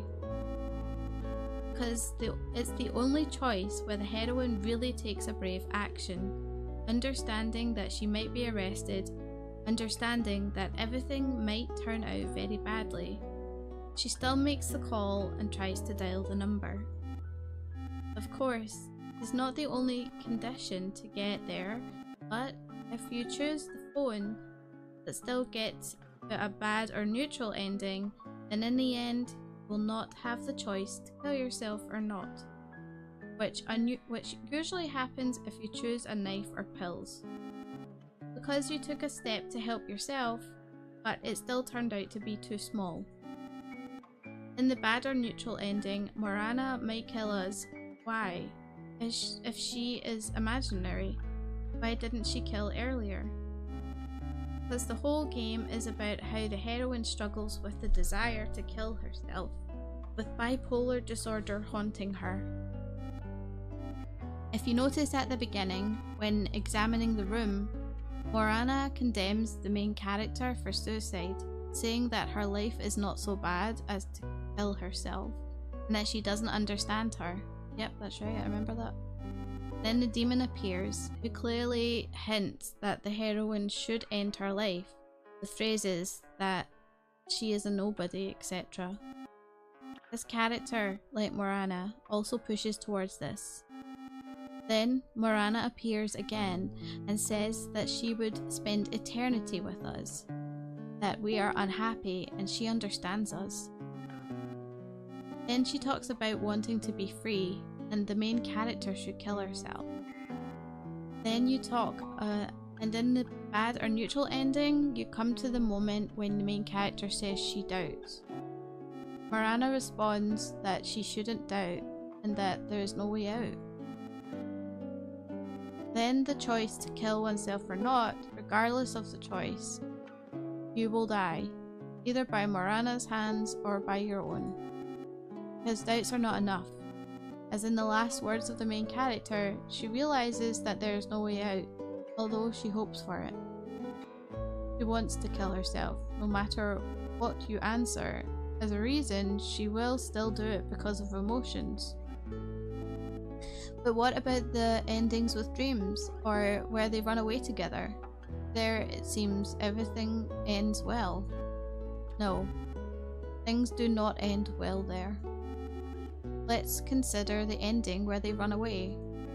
At the beginning, Morana smiles because she will run away with the main character far, far away, and they will always be together. But then her face changes, and she says that this won't change anything. No matter how far they run, their problems will catch up with them sooner or later, and they will be hiding from loneliness. I think it's understandable that everything ends sadly here. Nothing will change and the main characters will give up and won't run away. Although she so wanted to escape her problems, but you can't run away from them. They just don't show that the main character kills herself here. Let's consider the ending where the main character sleeps with Morana. The ending titled Dreams Are Only the Escape. Or the only escape, rather. You'll only get this ending if you choose that you don't think suicide is the way out, unlike running away with Morana. This is important. Come back to this later. In this ending, Morana and the main character lie together and chat. The main point of the conversation is that the main character adores Morana and wants to spend all her time with her because of all people are bad. To which Morana, as the voice of reason, responds that not all people are bad, that you didn't try and didn't strive to find them, and that in reality, there is a way out of all of your problems because you chose earlier that you didn't want to die. That what you should do is not to justify yourself and not feel sorry, but to go outside and enjoy it every day, find friends, try to become healthier, and so on. It seems that for the first time, Morana said something that could really solve the main character's problems, and she wants to help her. But what does the main character reply?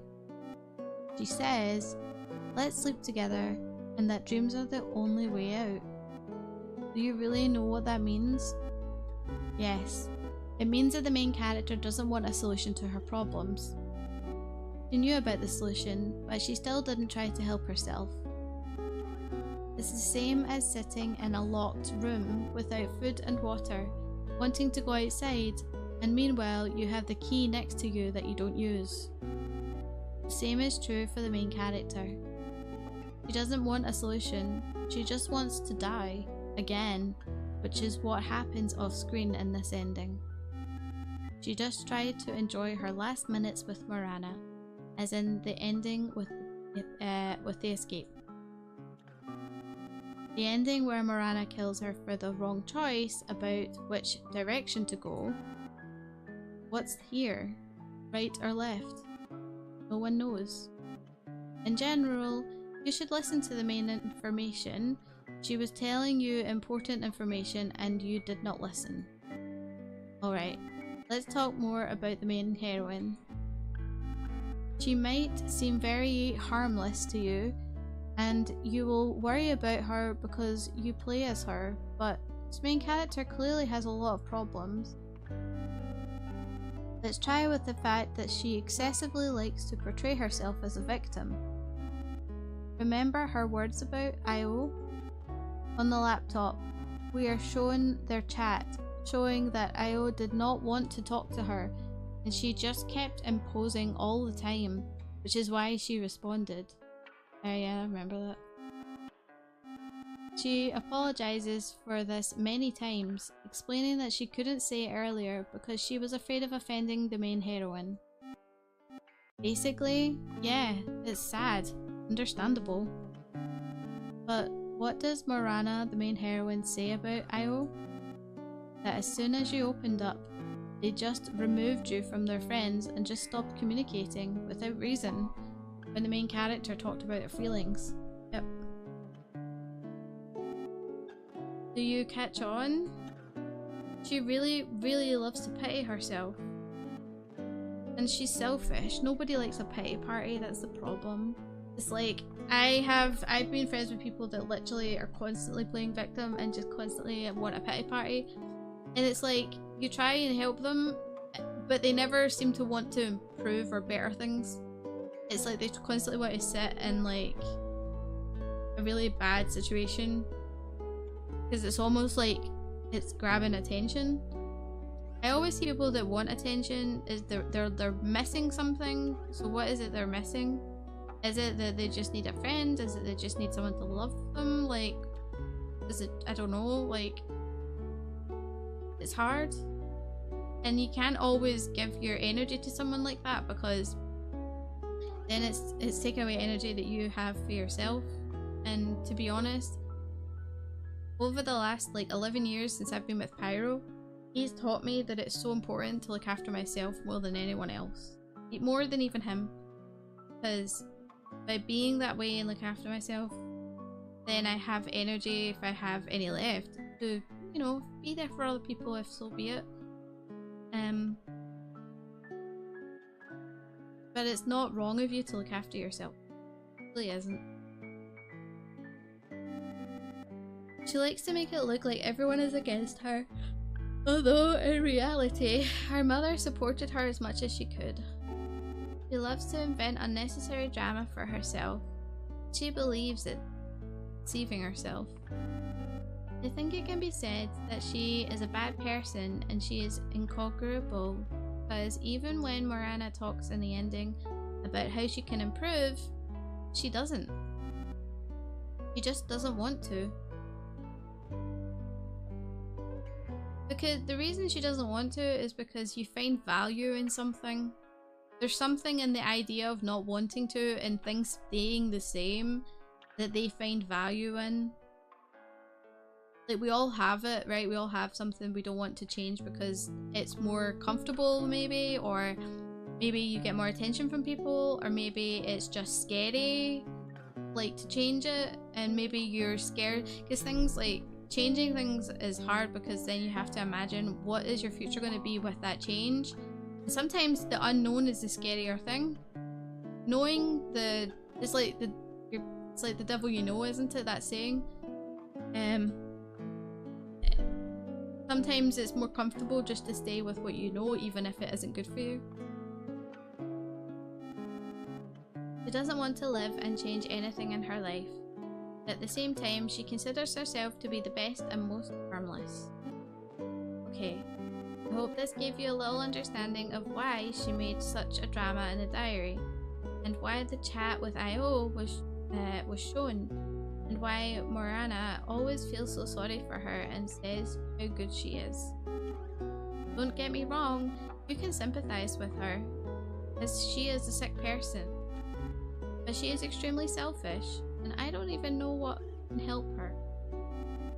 Sometimes I feel sad for her, but at the same time I understand that dying is the only way out for her, as in reality, neither treatment with nor friends, nothing will help her. diary you were reading is an alternative reality. In this reality, the main character still has a sad life, even though she was without schizophrenia for a long time. Even in this fantasy, the situation ends up very badly. Despite finally making friends and getting a boyfriend, her selfishness and lack of consideration for others contribute to the negative outcome. Her decision to leave without explaining anything to anyone is an extremely egocentric move. Unlike Io, who explains her feelings and reasons for leaving, her character would just leave and keep suffering a lot. I don't know how I feel about this. I don't know how I feel about it being considered egocentric. Like, I understand that maybe it's definitely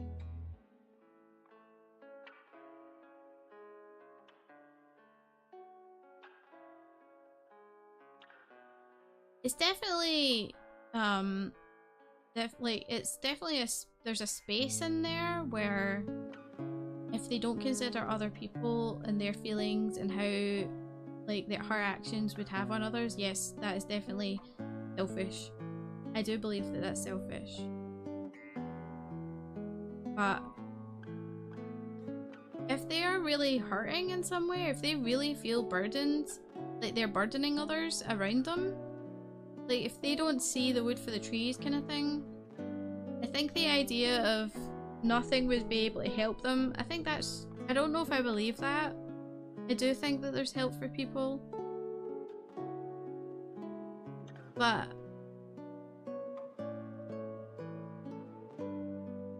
yeah, I'm not sure. Seems like she actually prefers to be in pain. Like, okay, so this goes back to what I was saying. The prefer to be in pain, she probably, I would think that there is comfort in the devil you know. So even if you didn't have a diagnosis of mental illness, right? You didn't have a mental disease, and you just didn't know how to deal with life, and you didn't know what, like, that it could happen to anyone. I think that being in pain, sometimes people don't know how to escape it, and when they're given the opportunity to do so, sometimes they think they're so used to thinking in a negative sense that they don't know how to change that. Like, I personally, I was able to do it because for me personally, I have insight, right? And a lot of people don't have that. But I had insight, and I had a friend to talk to me and stuff, and I had people around me to show me that they love me, and I recognized that, and I knew that I didn't want to be without them, and I didn't want to cause them pain. And that, to me, I consider that's like, the thought of doing it is maybe considered selfish, but then the act of not going through with it is like, okay, now you're considering others. But like, nobody likes being in pain, nobody prefers it. I think that it's just easier. It's like easier to go through the path that you've traveled a million times than to go through a completely different route where you have no idea how bumpy it's going to be, no idea how hard it's going to be. It's overwhelming to think about, and it's unknown, and that is shit scary. And I think that that's important to recognize. Yes, I agree. Maybe it's not a plot like Nolan's movies or something of that sort, but I tried to make this game more of a not what it seems kind of thing, and I sincerely hope you liked it. I did like it. Thank you. Maybe I missed some moments in the story, sorry for that. But I think I conveyed to you what I wanted to do, and that's the most important. Don't pity yourself as much as the main character pities. Be strong and change yourself for the better. Go outside and just enjoy nature. Everything in this life is unimportant, and therefore, in its own way, beautiful. You have no enemies, and nothing is stopping you from improving yourself. Try for your own sake. What about the fact that the game is based on real events? No, I do not suffer from any psychological disorder, depression, schizophrenia, and I hope I will not encounter them. The entire game and all characters are fictional and have no relations. Okay, that's all. I wish you luck in life, and most importantly, don't forget to smile. Maybe that way the problems will go away. No. No, they don't go away. They don't go away with a smile. And I think my only criticism I would say of the game, and maybe this is, I think the game is great. I really enjoyed the game. My only criticism is, and it's not really a criticism, it's more of a difference of opinion, is because the developer hasn't experienced things like depression, stuff like that, any sort of mental illness, anxiety, or like doesn't suffer from schizophrenia, it can be incredibly difficult to fully understand how someone feels going through that, or like, unless like you can talk to people, of course, but I agree with a lot of it, but there's some of the bits at the end I think are a little, I would be a little bit like difference of opinion. But honestly, I think the game was great.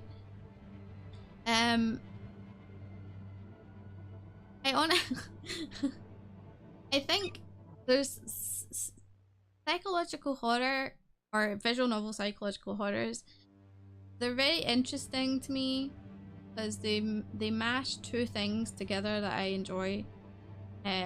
Anything psychological horror wise and visual novels. Have to walk a fine line though. Yeah, exactly. Yeah, it's you're absolutely right, Pyro. You're absolutely right. But yeah, I enjoyed it. Thank you guys. Thank you, Remigeki, for giving me a key to the game. I really appreciate it. Guys, it's on Steam if you want to check it out. It just released yesterday. This is a Ukrainian developer, if I'm not mistaken. So go and check that out, support them as well. I enjoyed it. Thought it was good. Things different from person to person, and I think that's the thing. You're absolutely right, Zed. I think that's the important thing to take away, is people's perspectives are different. So that's why I'm not saying that they're wrong. That's why I'm saying I disagree, because I do think that everybody's opinions and perspectives of the world are different. And I think when, like, because I know my perspective on like depression, for example, was very different before I had it to now while I've gone through it. And sometimes I don't really think I've got depression these days. I think I more handle it better these days because of a lot of self-help that I've gone through, a lot of coaching that I've gone through, and I had medication as well. So like for me, I was able to work on myself, and I took the action that the main protagonist didn't take, which was I took action on myself to improve the situation, which is why I've never gone back there before. Like, I've never gone back to that place, right? And clearly the main character isn't going to do that, right? That's fairly obvious. Yeah, I think overall it was good. I enjoyed it. Ooh, I enjoyed it. But I think now I am going to wrap things up and go get some din-dins. Go get some din-dins. I think it's important to get some food. Pyro, are you streaming Elden Ring tonight? Pyro, I should be. Hell yeah. Hell yeah. Hold on, let's see. I know people who suffer from depression, and it's hard on me as I don't know how to help them ever if I want to. Yeah, I think that from a perspective of being a person that wants to help someone, and then the other side of going actually through it, like, it's difficult, of course. Hell yeah, it's difficult. Totally get you, man. Totally get you. I'm tired. Oh, there's a lot of talking.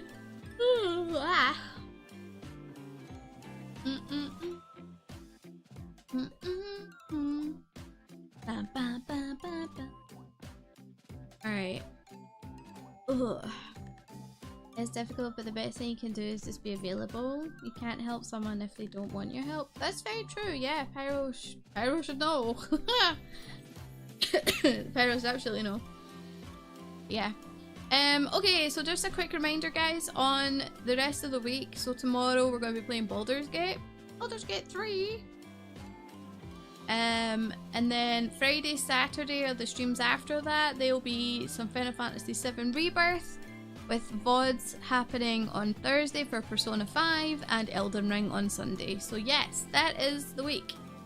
I'm gonna go. If you haven't already, make sure you're following, sub to the channel, hit the like button, all that good stuff. We love having you here and we'd love to have you back. And I'll be back tomorrow. Okie dokie.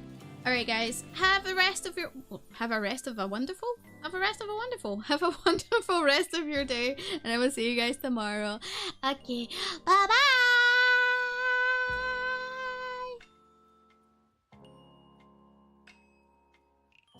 And you, if you're still here, make sure you are following Mr. Pyronin Kiwano for his lovely Elden Ring level 1 challenge playthrough later tonight at 8 PM UK time. Offline raid? Hell yeah, let's do an offline raid. I love it. Offline raid. Alright guys, see you later. Bye!